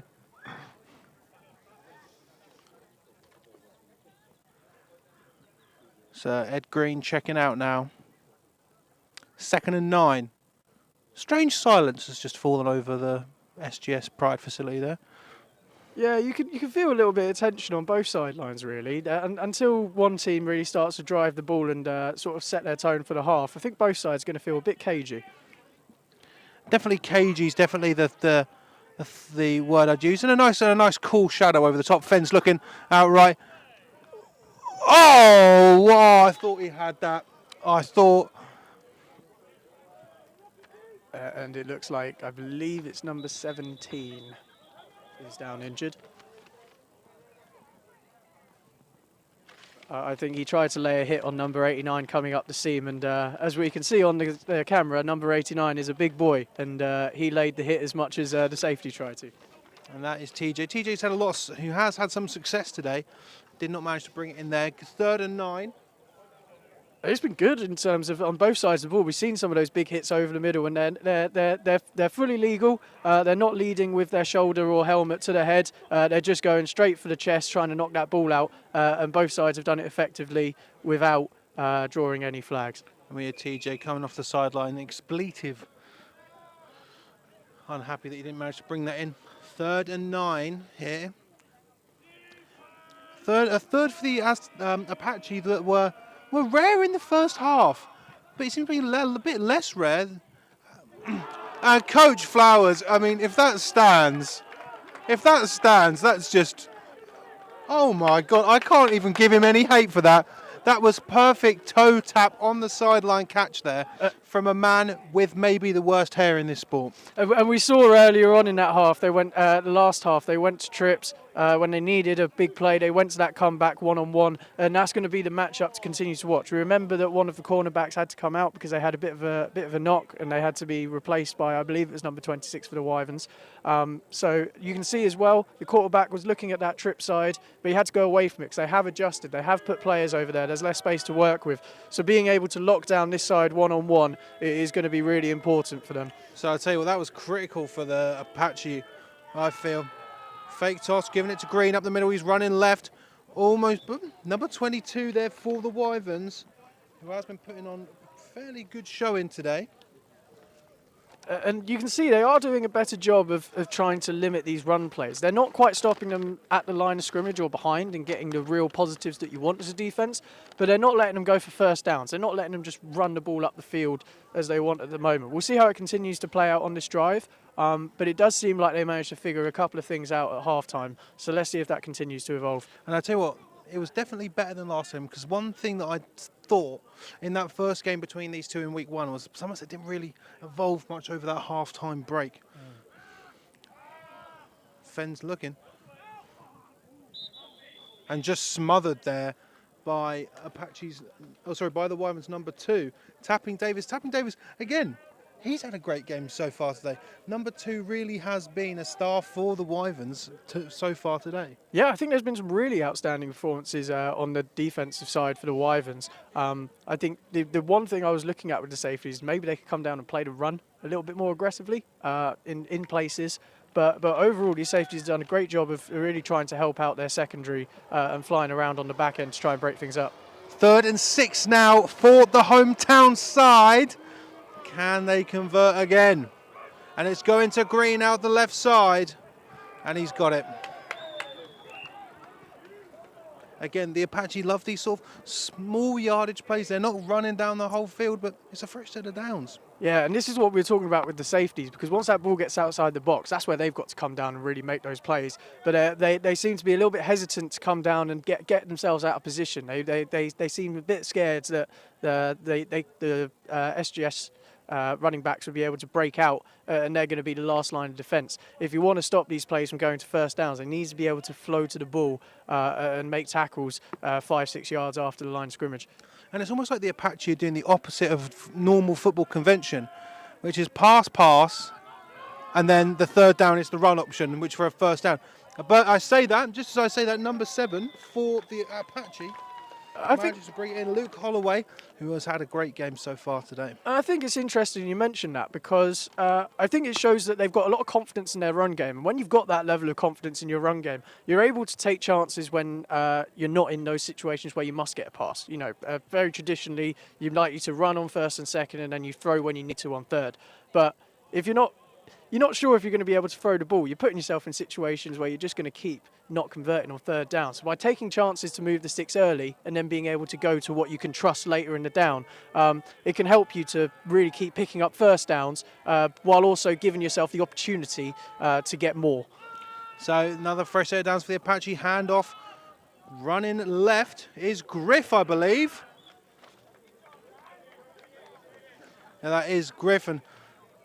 Again, that is a hard-nosed fella, is Griff, number 26. I mean, whenever you get a cornerback that can actually tackle, that's a good start. When you get a cornerback that can come down and deliver the wood like that, that's even better. Great tackle in there. Good job. Only a couple of yards on that stretch play. That's exactly what the Wyverns want to be happening in those scenarios, as opposed to the chunks that they've been giving up recently. I'm just going to give everyone a fun fact, ladies and gentlemen. I see 75, 5 and 26. All coaches or former coaches of the Gloucestershire Gladiators.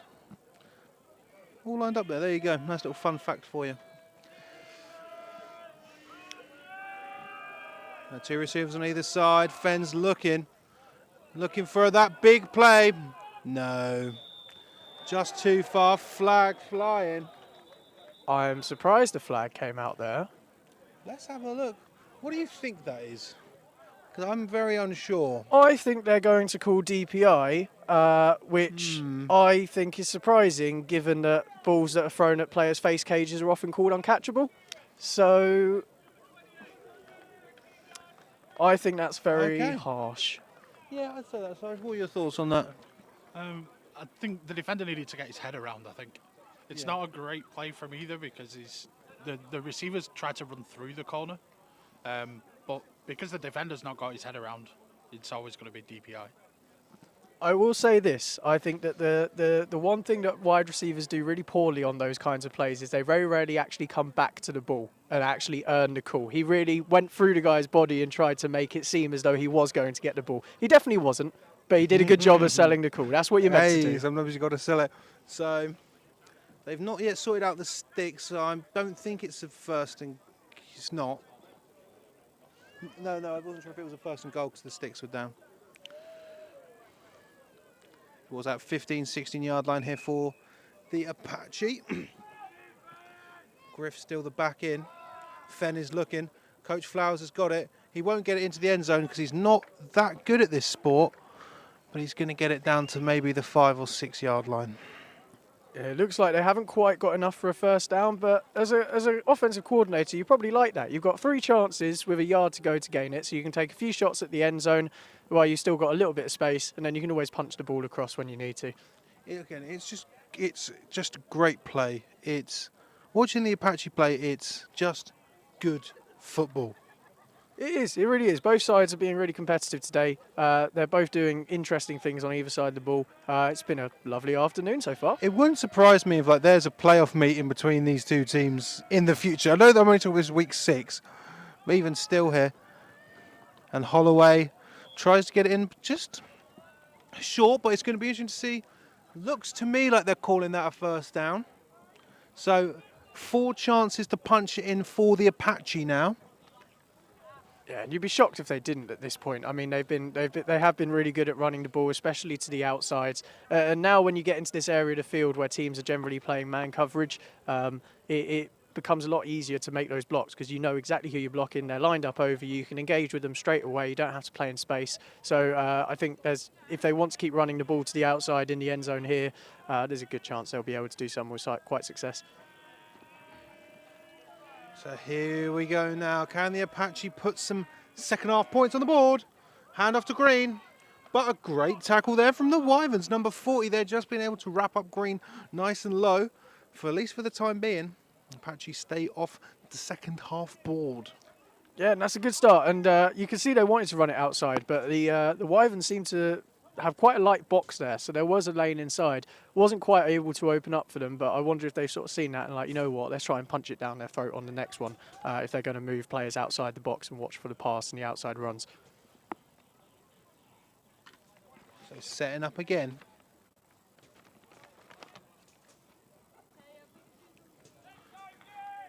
Wyverns have definitely had better defensive stands in the second half so far. As soon as I say that, you know it's going to be an Apache first down. Holloway in motion at 7, giving a Green straight up the middle. And again, the Wyverns keep them out of the end zone. It's funny. I could almost tell it was going to be a run when you saw how lazy the receivers were coming out the huddle. They were walking as though I'm just going to waste a rep on this one. And you saw they tried to just punch it down their throat inside the box. And very good stop. I mean, you don't want to give up 3 yards, but you kept them out the goal line. Get the opportunity to make a stand again. Space is tighter every inch you get closer to that end zone, so maybe they can toughen up and force a 4 and out if we want to see it continue to be a competitive game.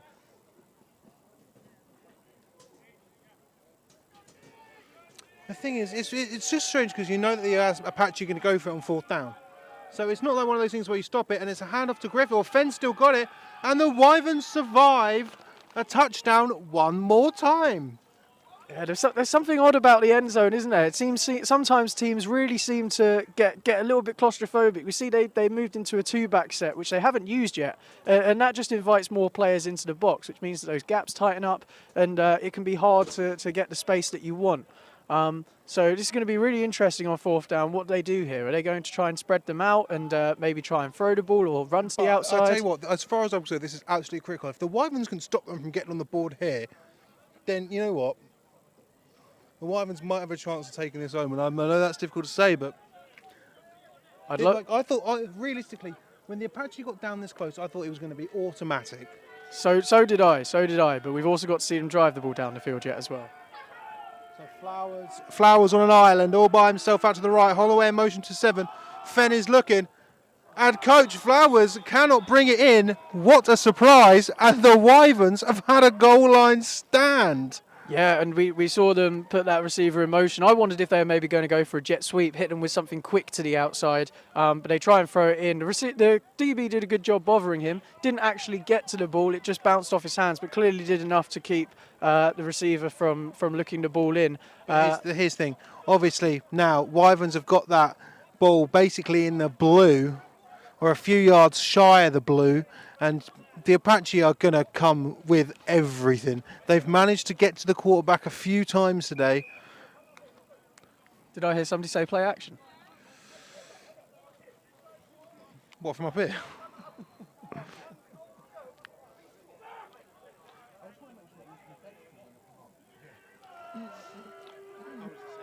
Yeah. Okay, McFarlane's got it. It's going to be a handoff. Got some space. Definitely, I'd say they're now out of the danger zone.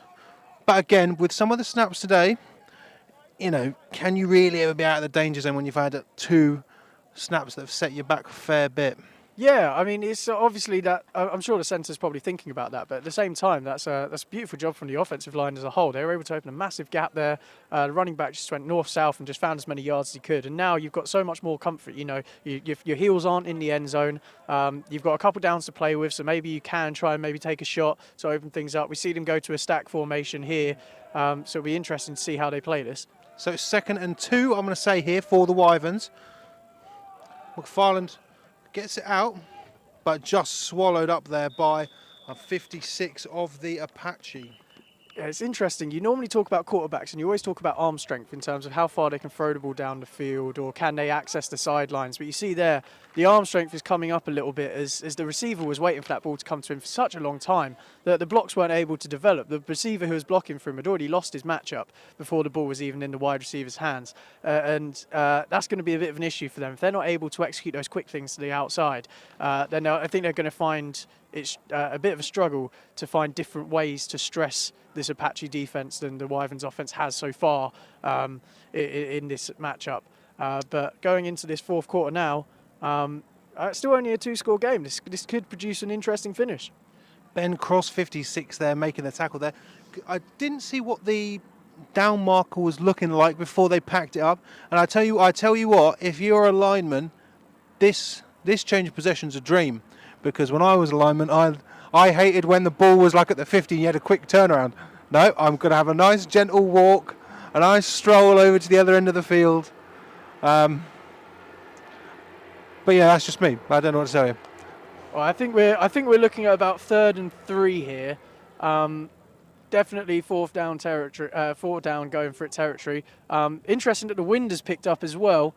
We see one of the end zone pylons rolling off onto the track. We can see the flags are blowing back very heavily. The posts are wobbling. I think this probably takes a pass out of the equation here. So let's see what the O-line has got especially when you look at the passes of McFarland, there doesn't seem to be much spin on them, which is the whole combating the wind sort of aspect of them, of the pass. It doesn't seem to be there. I wouldn't be surprised if they go to their counter run here behind the tight end and the fullback. A critical 3rd and 3 here for the Wyverns. 21's bouncing outside. He's fighting for every yard, and that is going to be enough for a 1st down, or I think anyway. Yeah, it is. I'll tell you what, they've got a 1st down by, I'd say maybe about 25 centimetres, but it's enough for a fresh set of downs for the Somerset Wyverns. Yeah, I've been really impressed with 21 Ross Owen, I believe his name is. I've been really impressed with his rushing today. The Somerset O-line has been good. they've held up well against the Apache, but they haven't been necessarily opening up the designated holes that you want. But he's done a really good job of keeping his eyes upfield and being able to see the space that does develop to get every yard out of every run. So fresh set downs. What can they cook up here? Hand off to 7 this time. And you see the Apache trying to rip that ball out as we are in the dying quarters. But again, it's exactly what Thomas said. This game's not, unwinnable for the Wyverns. No, well, we saw them able to move the ball all the way down the field on one play before. We saw them obviously go and score off of one play earlier. So realistically, all we need is a score from the Wyverns, and it really is a close game. I doubt their ability to move the ball down the field twice with 2 sort of taking time off the clock style drives. But as long as they're keeping themselves in good range ahead of the sticks, they can always pull a play out the bag. It's just because the Apache are going to have to get back on that ball at some point and they're going to drain it. God, that handoff was late. Not late, just long handoff. To me, it seems like the quarterback's trying to take his time to be able to read things. So usually whenever you've got RPOs or read options, you want them to be as quick as possible so that you're putting stress on the defense. But it seems like he does need a little bit of time to read it. And I think, obviously, as you say, and that's putting them at a bit of a disadvantage, giving the D-line a bit more time to get some penetration, allowing the linebackers to come down and fill those gaps before the running back can take advantage of them.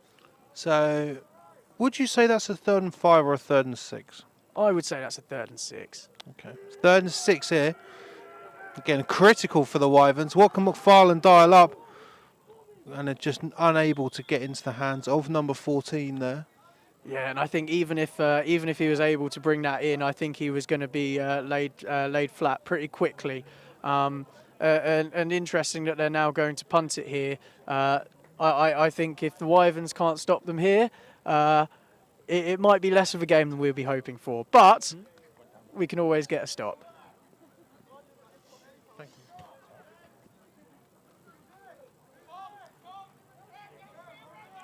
27 and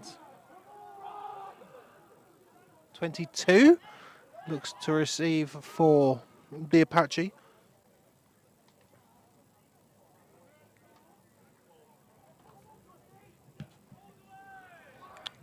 Definitely caught by the wind, but taking a Somerset bounce. I was really worried about the shape of that punt as it was flying through the air. It looked a bit haywire, but again, it's difficult to really quantify now because the Somerset Wyverns defence have definitely shown up here in the second half, more so than the first. But unless there's a defensive touchdown, it's difficult to say for the Wyverns right now. Yeah, I agree. I think when you're sort of watching that punt, yeah, I initially had the same thought, like, oh god, this isn't really going anywhere. But in all honesty, it doesn't matter where their field position was because the Wyverns need to get the ball back within, 100%. I would say, a couple of sets of downs, regardless of where they are on the field. And the Apache have been great about just draining this clock. Fenn throws it out to Holloway. And Holloway breaks one tackle, trucks another man. Trucks a man to the delight of the Apache sideline. And it's going to be a fresh set of downs. Yeah, and I think a play like that is where you do see the difference between these two teams because Wyverns have adjusted. They have started making changes to stay close to receivers. You see that they were keeping up with the ball carrier, and they just didn't have quite the speed to contain him on the edge. They didn't quite have the discipline in the tackles to be able to bring him down in the first one. So even though they have made some adjustments, they are defending this Apache team a lot better. Even at times, they just don't quite have the athletes to keep up with them. So it's going to be on the 32-yard line of the Wyverns. And a great run there. Holloway's got it again. Flag from the official on the far side. I did enjoy Fenn, obviously the QB there. Number 31 for the Wyverns trying to get a shot on him and he was having absolutely none of it. Yeah, I mean, he was looking for a bit of a cheap one. He reminded him that he's a tough cookie. I have a feeling that will be holding on the wide receiver number 81 out there. 75. Oh, God, Huggins there. Tut. A former running back moved to the line. That I'm assuming there's a lot of eating in that transition period. Considering that he was a coach for me at Gloucestershire Gladiators, I won't say a word. What a lovely guy. He did have a fake punt though in the first game. It didn't mean to go to him, but it found it, and he managed to get a first down. It was very, very impressive. Well, that's I guess the running back experience came in handy. 100%, yeah. This is a big spot for them though. Now you got them to 1st and 20. If they can stop them here, now they can really make it a game. But if they give up a new set of downs here, then I think we can put them in the coffin, unfortunately. Here we go. Fenn's looking. He's on the move. Great sliding grab there from 81. Again, it just seemed like there wasn't really a desire there for me for the Wyverns to get to the quarterback. I don't know if it's a lack of desire. I think it's just a lack of ability. I think this Apache O-line is a really strong unit. They're a big unit, as we can see. And the thing about pass coverage is it's got to be combined with both the front end and the back end. And we can see that the Wyverns have made some adjustments to their secondary, and they are matching the routes well. They're getting tighter coverage overall. But the D-line just cannot find a way to get into the backfield. And they can't send extra players because if they send any extra blitzers, they're not going to have enough players to keep the Apache players in coverage. So it'll be interesting to see how they can adjust to that. Thomas Lewis there, 81. The receiver got that handoff to Ed Green. He's been their money man all day, and you can see why there, but who was that? Number 17 there. Nice low tackle. And we've got to shout out wide receiver blocking as well. Normally everybody on every team just talks about how their wide receivers don't do anything. But number 10 there, you can see him hobbling pre-snap. And even so, he was still working his arse off trying to make sure that he's getting some good blocking out ahead for his running back there. And now with a fresh set of downs in the red zone, this could be where the Apache put the Wyverns away. Let's see if the Wyverns can stand tall. Nathan Lester, number 10 there. As Green was saying, a former UE Bullet. There we go, Fenn is looking. And it's caught by Lester. No, I don't know how much he's going to have on that, but a good catch nonetheless. Yeah, and another big tackle again for the cornerback. I believe, if I remember correctly from the first half, he was the one that came in for a previously injured cornerback. And I think it was Chris Green was saying that you might have to watch him. Third string corner, is he going to be the guy we attack? He's been playing really well so far. He's come in and made some really good tackles in the run game. He's been fairly good in coverage on that solo side when they've been in trips. Impressive performance off the bench for him. And Holloway replaces Leicester here. 2nd and 10 for the Apache as they're looking to continue their undefeated season with a score. Fenn's looking, and it's Holloway's got it, and it looks like he's got pay dirt, and he certainly does on a roll as well. Yeah, and he's been a real key playmaker since they've sort of come since the fourth quarter. Really, he's had the ball thrown his way 3 times. He's had the ball each time. He's gone and found some yards once he's got the ball in his hands. We obviously see him with the touchdown there. He was breaking tackles for a big completion earlier. Really impressive way to help the Apache try and finish this game out. So they've had 1 extra point blocked. I'm sure at this point may not matter, but they're looking to take it. Their point difference to 20. It looks like they might be going for 2 here to try and make sure that they've got that 3 touchdown lead. It certainly does. We see Flowers, we see Leicester. Who would you put the ball in the hands of here? Oh, you see, Green. Why not? And I tell you what, Wyverns switch on when the Apache are in that red zone. Well, I've seen quite a few teams in Brit Ball try to run the play that the Chiefs have ran back to back to end their Super Bowl, where they run that short motion and then exit it straight out. The problem is, if the cornerback doesn't follow him in because he doesn't believe he's going across the formation, it doesn't really open up a lot. So it would be interesting to see if teams maybe try and go away from that or find ways to make it work a bit more effectively, because none of them have quite had the Chiefs' success when they've run that, to my eye. Yeah, even I've heard that. Like people just keep running that one play. Okay, but 26-7 is the score here. Wyvern's going to receive the ball. I'd say now it's crossing into, miracle territory. Kick return touchdown. I mean, we've seen a big run play get it on the books for the Wyverns. I tell you what, if we see one, I mean, the commentary booth probably go mental. Probably. Baines kicks it away. Caught by 41. Can he make the dreams come true? Okay, he keeps going. A decent return. A decent enough return. Yeah, it's always going to be a bit tough to get to unlock a kick return when you're down a man essentially in the blocking scheme, because he's the guy who was obviously going to fake the reverse with or run the reverse to just ended up behind him. So he lost a lead blocker, and you could see that guy would have been really handy as he was getting up the sideline, but unfortunately they managed to squash him down to 41. But only 59 yards to go to the end zone and make it competitive. I'm sure that'll be easy for them, right? We've got to see here again. We need some of these big splash plays from the Wyverns that they have managed to dial up today. Only maybe 2 or 3, but interesting. You were talking about the snapping issues. They've now gone under centre here. I wonder what they're going to do differently on this drive. And the ball is fumbled, and I think is that recovered? Knee was down. Got an injured Apache player down. So normally you'd think that moving to under centre is going to fix the snapping issues. But having played centre before, when you're not fully familiar with playing under centre and you have a more shotgun-based offence, going under centre can be jarring.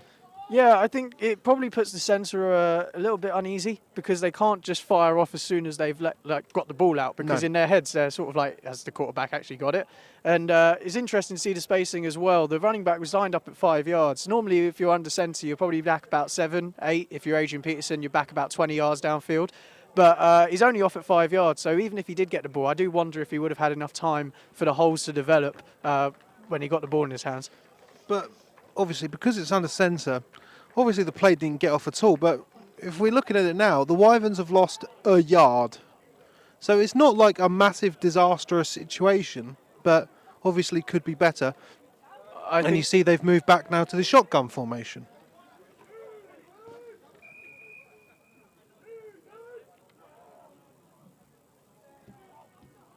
Great snap.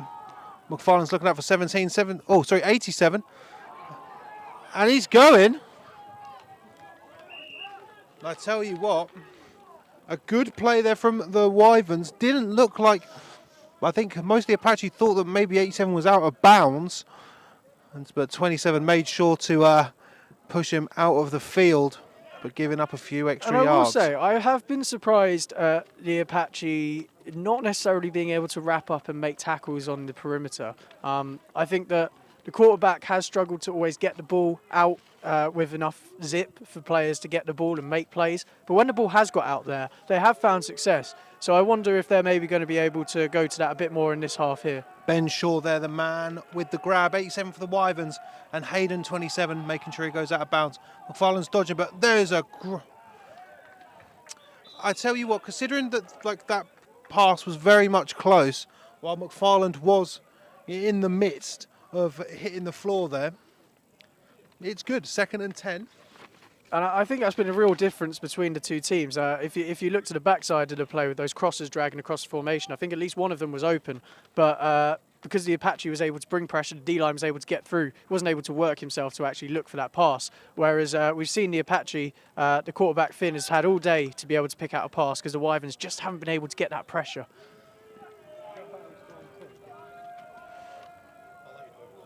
Yeah, thank you. And the Apache have that. Ball is out. Oh. I believe that's number 53 and the ref with the signals it, recovery. and that is an absolute heartbreaker for the Wyverns. They just, again, can't capitalise. 2 under centre snaps, 2 fumbles. it's difficult to say, but it's difficult to say as a former centre. If the snapping was on point for the Wyverns today, I think this game would be different, a lot different. The scoreline would be a lot different as well. Yeah, and I think that the quarterback's had a decent outing. I think yeah. he's just missing that extra bit of zip on his throws, and he just doesn't look always comfortable. I'd be interested to see how comfortable he looked if maybe this game was a bit closer and he's not under so much stress. And we've got a brand new quarterback in for the Apache.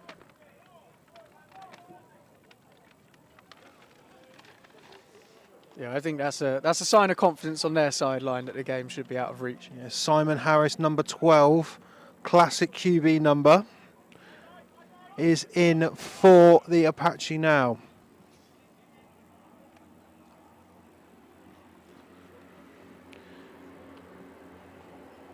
It's easy to say, like, oh, what a shame for the Wyverns. But again, the Wyverns have played better than they did last time against the Apache. Because the Apache are far and away the best team in this division. Throw to Griff pitch, but swallowed up there by the Wyverns. Yeah, I think if you're the Wyverns, you come away from this game obviously feeling disappointed that you didn't try and you didn't get the win, because who walks away from a loss feeling good, right? But I think one thing that they've shown that I think is going to be really important for them is that they can make adjustments at half time and that those adjustments work. So that's going to boost some confidence for them, especially going into the playoffs, where not only are you going to have to make adjustments at half time, but you're going to have to make adjustments drive to drive. I think that's a big vote of confidence that maybe when they get into these competitive games, if they are on a sort of level playing field with their opposition, that they're going to be able to stay in games.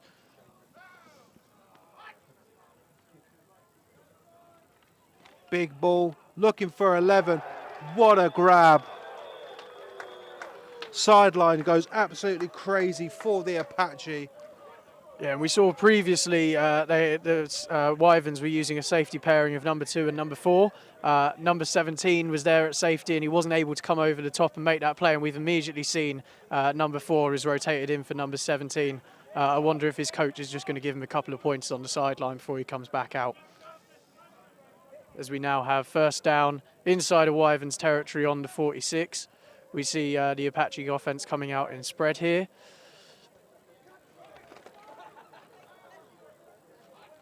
Quarterback takes the ball and drops back, looking for number 86. The ball hits his hands and bobbles out as number 70. Just reminds him that he's there over the middle next time he wants to come over on a slant. I think he'll be very annoyed that he made that drop. So obviously, like with this, the Apache are going to be staying at the top of the SFC 1 West. But I think that next week, Somerset have a absolutely season-defining game as they take on the South Wales Warriors in Pontyclean, and that's the big thing with South Wales. Their pitch is their biggest advantage. We saw the Apache, obviously the best team in the SFC 1 West, only beating the South Wales Warriors by a single point last week, 6-7. That ball's out, but just can't bring it in. I really do think that is going to be the decider for who's going to be walking away with a playoff place. It's going to be Somerset versus South Wales in South Wales. Yeah, and I've been really. I think that the Somerset have impressed me today in terms of how they've stacked up against the Apache. I think they obviously would want to be on a level footing with them. They haven't quite been, but I really struggle to see how this team could lose to the South Wales Warriors next week, given what they've put on display today. But as you say, you know, a mud bowl can always be the great equaliser. We saw it obviously the SFC 1 West was looking somewhat shaky with Bournemouth not being what we thought they'd be, but they managed to beat the Hereford Stampede. You've got to think about it like this. Somerset make the playoffs this year. You've just come up to Div 1. Surely you've got to be happy with that. Again, we're talking, you know, far and away into the future here. Yeah, and I think it's a really interesting division because, if I remember correctly, there's been some division realignment that's moved quite a few teams about. Obviously, Rushmore were in this division last year, and they were a pretty formidable challenge for a lot of teams that they were playing against. So I think this division is very open now. And I do think that from what we've seen today, these two teams do look to be the class of it, with Apache definitely being a tier above the Wyverns. But obviously, once you get to the playoffs and you're playing teams from different divisions, you have no idea how each other stacks up. 26-0 was the Somerset score over South Wales when they were in Taunton. They'd love to try and repeat that, but almost caught there by 85. Honestly, I really think it's going to come down to next week for Somerset, because as I said, I think that Somerset, they can beat Bournemouth, they can beat Hereford. We potentially see the day. I mean, the game's not over, but they can't beat the Apache. Can they beat the Warriors at home? That's the away. Sorry, that's the question. It's all going to be about how they carry that momentum forward. The thing about teams that are good and make playoff runs, it's their ability to be resilient, and it's not to slip up against the teams that they should be able to beat. So yeah, you are 100% correct. If they can stand up to the test next week, then they should be on good footing as long as they can hold strong. Coach Flowers. Awful punt from Flowers.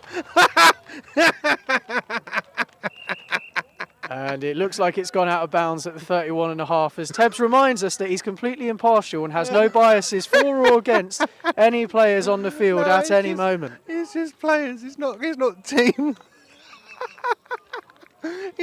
He's had an all right game, but that was not good. Oh, hands on hips, yeah, hands on hips. Oh dear. Do you think he'll get another one? Oh gosh.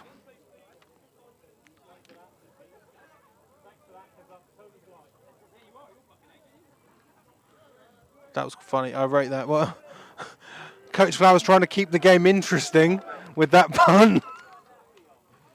Okay, what can McFarlane do? We know he's got some power and he can throw it. He's looking. That's a big heave. Oh my Lord above! They're calling that a catch.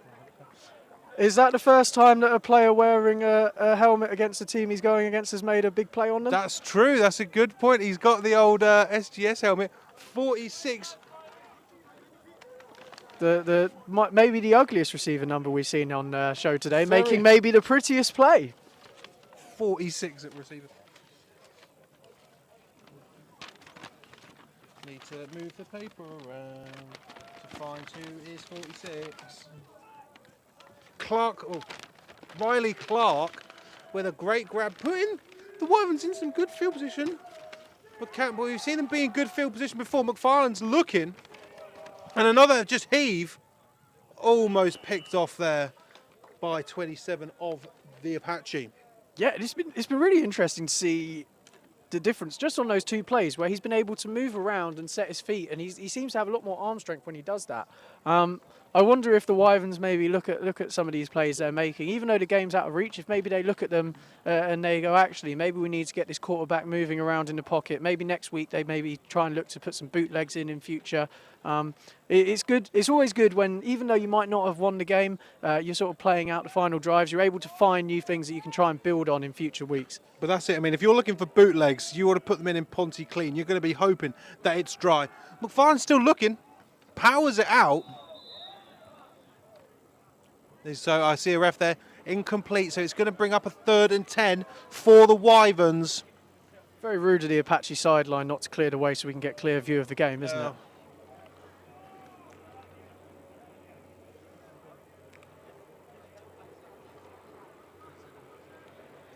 As the people in that train there do not realise they're witnessing a clash in Division 1 British American football. I'm surprised. I would have expected they all got it on live on YouTube, streamed by Sportank on the train or their Great Western Rail Wi-Fi. They're watching it on the train. They go, oh look, there's we just went. We waved to them. So 3rd and 10 here. Can we see some more McFarlane magic? He's rolling out to the right. 53's chasing him down. McFarlane's got to get rid of it, and he does. 53 was right in his grill. Yeah, you see linebackers. I always find it interesting when you look at Brit Ball linebackers because they're not usually they don't look like Fred Warner, but suddenly you see them chasing people down. You realise they do have some speed to them, and I don't think number 15 was looking to take a sack there by any means. And this fourth down, I think, is the game. Just imagine if Fred Warner was just on the field. Like, just Fred Warner. Like, just imagine, like the havoc that would just be if we just had, just one Fred Warner. I mean, you say that, he'd probably run into one of his own defensive players that's in the wrong place and not be able to make a play. We've seen the Wyverns line up in 2 back here on 4th down. Okay, I'll wait for this play to come off. I do have one score update for you. Ball is out, but is going to be recovered by the Wyverns, but the Apache are going to take over. So, Gary keeping us in the loop. The Norwich Devils are leading the Blitz B 12-6. I'm sorry, excuse me? Could you repeat that, please? I'm a bit confused about that. No, he's got it wrong. No, he had it wrong. He had it the wrong way around. Sorry, Gary. I was more impressed that they put up 6. So it's Blitz B 13, Devils 6. Well, that's good. They got themselves on the board. That's a good start after previous weeks. Good job, Norwich Devils. Let's see if they can keep it going. I read that and I was like, good on the Devils, but no. Get still good on the Devils, I guess. And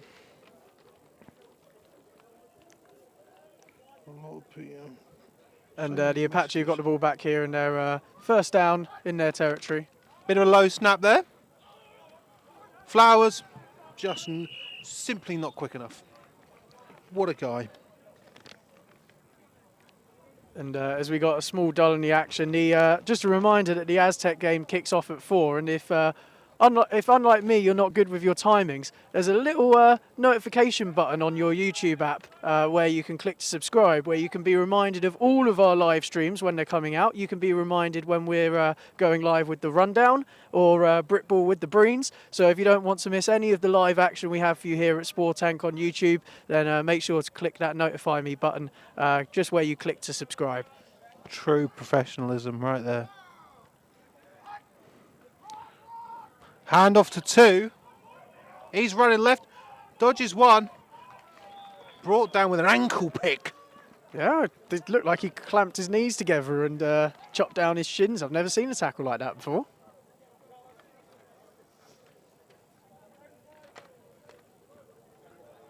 And we're 3rd and 5 here. Still haven't had a 2-minute warning time check from the officials just yet, but I can't imagine there's too much longer than that left in this 4th quarter here. It seems to be that both teams now in sort of their testing phase. They sort of know how the game's going to go. Again, if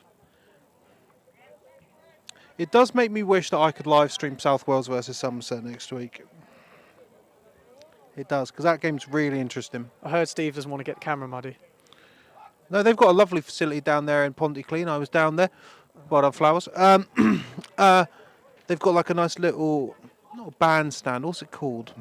Where the crowds sit. Just a stand, yeah, sorry, I don't know a bandstand. So if you're not going to be joining us for the Aztecs Solent game, number 1, why?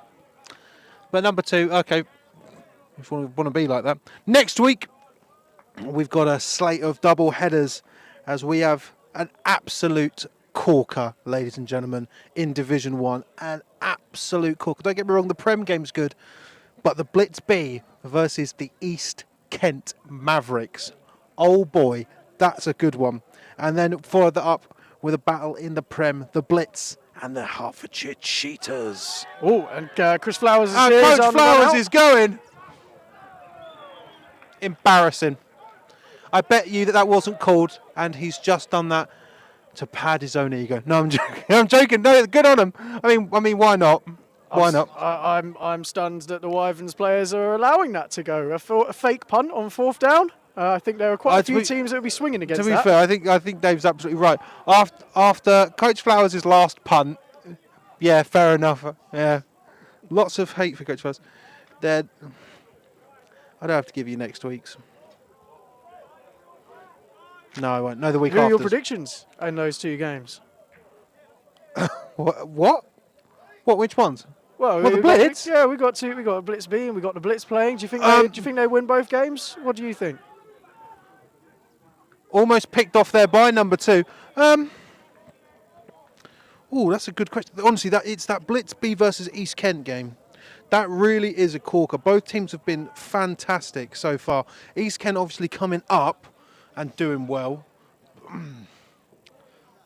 And I think the cheaters have looked a little bit more. They've had a little bit more juice than maybe you would have expected them to have. So for the Prem game, just because I like the cheaters, I'm gonna back them, and that has definitely got nothing to do with the fact that I'm doing the Hertfordshire Cheaters game in a few weeks, where the Aztecs are going to Hearts.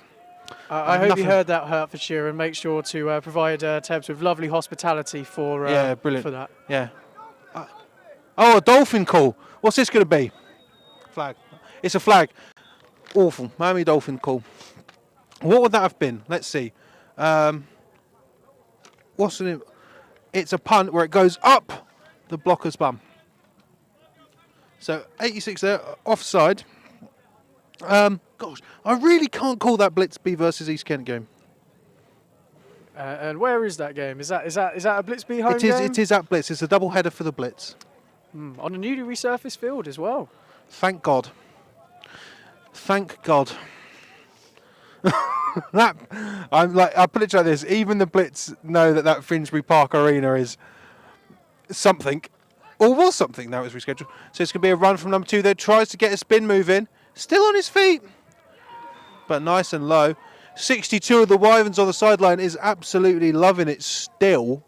Yeah, absolutely loving it still. You like to see that, you know. I'm assuming both teams have got some of their backups in, and you do like to see the starters cheering on those guys, even though the game might be out of reach for them. They're still making plays out there, and that's everybody loves to see that. At this point, I do think the game is out of reach, but then, for me, what has actually changed in the SSC 1 Westwood today? Truthfully, sorry, ladies and gentlemen, if it's gonna make you sad that you've sat here and watched this, nothing's changed. Apache is still on the top. It's still going to be a battle between Somerset and South Wales for that secondary playoff spot. I agree, but I think inter-division, it maybe changes a bit. I think maybe teams would have looked at the Wyverns and not been too scared of them, maybe if they went and faced them in the playoffs. Just can't get to it. Dumped it off. Oh, wow. You're not going to be happy. Yeah, but to finish that point, I do think that maybe now they seem a bit more competitive. If you're a team in the SFC Central or the East and you either have to travel to them or they have to travel to you, you're probably looking at it going, well, they've shown throughout the season that they get better, they're improving week on week, and they've still got quite a few weeks to improve things and make some changes as they get up to that playoff run. So as long as they can hold the fort and win the games they're expected to win, they might seem like a bit more of a competitive opponent than maybe we thought they would coming into this game. 100%. It's 100% improvement from the Wyverns from the first meeting. Obviously, week 1's very difficult. Week 1's very, very difficult because obviously you're coming in, you don't really know how's everything going to work, especially if you're a team like the Wyverns, you're coming up. So we did see a fake punt here last time. I don't think Flowers will do it again. A much better punt from the number 5. And it goes, rolls back.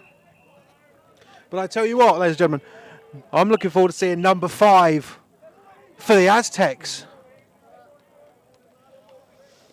Number 5 for the Aztecs, the abominable Joshua Ricketts. Looking forward to seeing him play. One of my favourite players. So 2-minute warning, not long left here at SGS. We're going to, as soon as this game's over, we're packing it all up. And we're going over to Ding's new ground for the Aztecs. They got a bar and everything. They got a very, very handsome man doing the stadium announcements and 2 handsome guys doing the commentary as well. But a very ugly man who will be behind the camera, which is strange. But I'm looking forward to seeing that one. First Aztecs home game, and it's week 6. Oh. So new QB in here for the Wyverns. But he just hands it off there.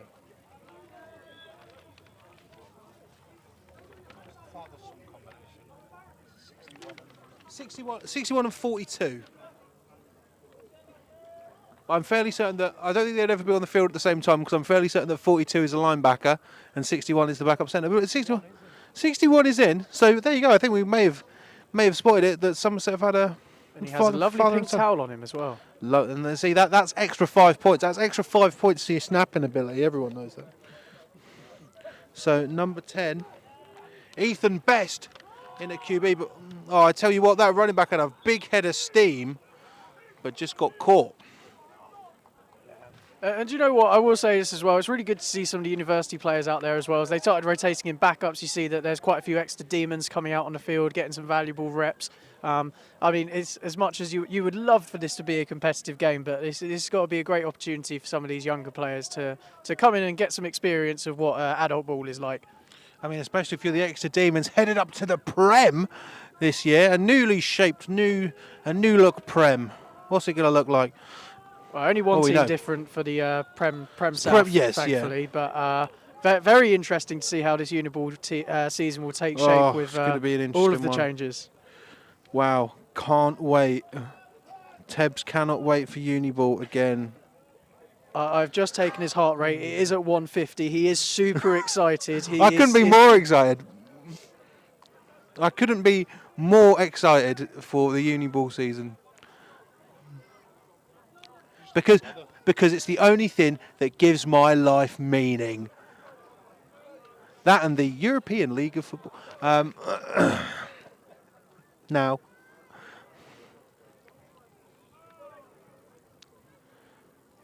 but I am looking forward to the Uniball season as much as I joke, especially with how it looks now. Okay, Somerset going to get this punt off. Obviously, no timeouts used. They know what this game is looking like. So Apache going to put some. They're going to have their offense on the field. Are they going to do anything? We don't know. Let's find out. I mean, they should kneel. But we'll see. I would be surprised if the Wyverns start burning timeouts. Imagine. I think that if I counted correctly, they've taken at least 1 minute 20 off the clock with a couple of runs. So I think it's likely we'll be signing off very soon.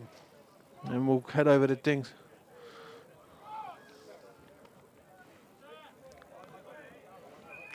Yeah, it looks as though they are. We see the referee calling that they're going to be taking that knee. We see loads of refs slapping their thighs, unless there's a really funny joke that's just been told over the referees' headsets. But otherwise, it just looks like the Apache are going to walk away here with a victory. Do you have a player of the game, Tebs? For me, personally, it's got to be Ed Green. It's got to be Ed Green. Just if the Apache were trying something with a throw, can't get it through, hand it off to number 8, okay, first down. Just a complete emergency player that has shaped this game for the Apache. Yeah. It's Ed Green number 8 all day for me. The worst player of the day, we don't normally give this award out, would be number 5 for the Apache, Coach Flowers. Very strange she's even made the field. So, ladies and gentlemen, the scoreline here at SGS in Bristol for the SFC 1 West is the Apache 26, the Somerset Wyverns 7. So we just have a brief talk about this game. I don't think I've ever seen just football played so perfectly. It's just the Apache, don't get me wrong, they had their mistakes, but they're so minimal. And the plays were great and they were smart, and I could not be more complimentary here about how the Apache played, and you can see why that they are leading this division far and away.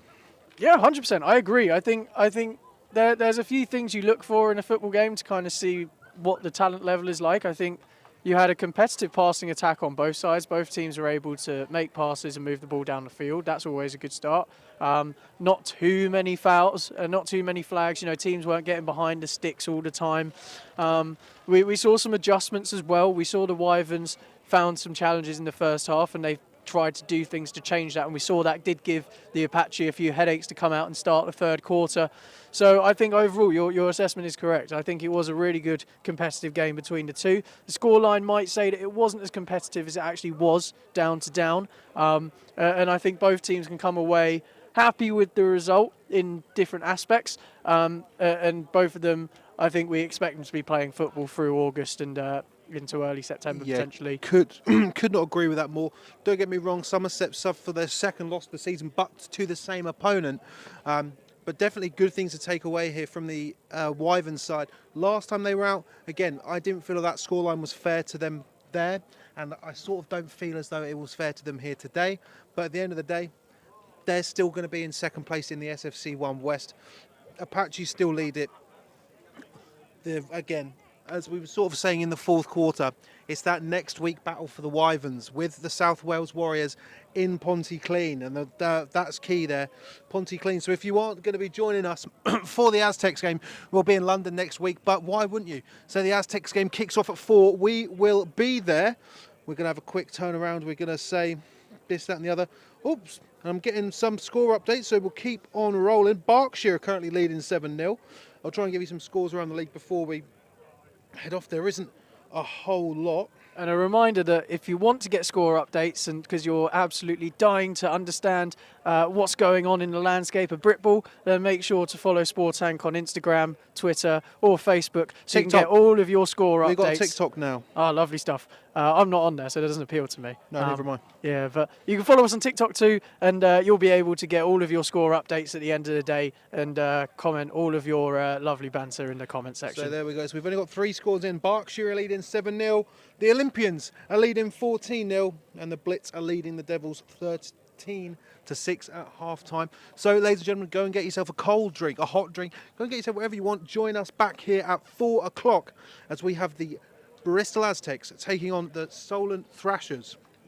And just before we go, ladies and gentlemen, as I'm sure that you may be aware, I won't be around as much anymore for the Britball season. And why is that, Tabs?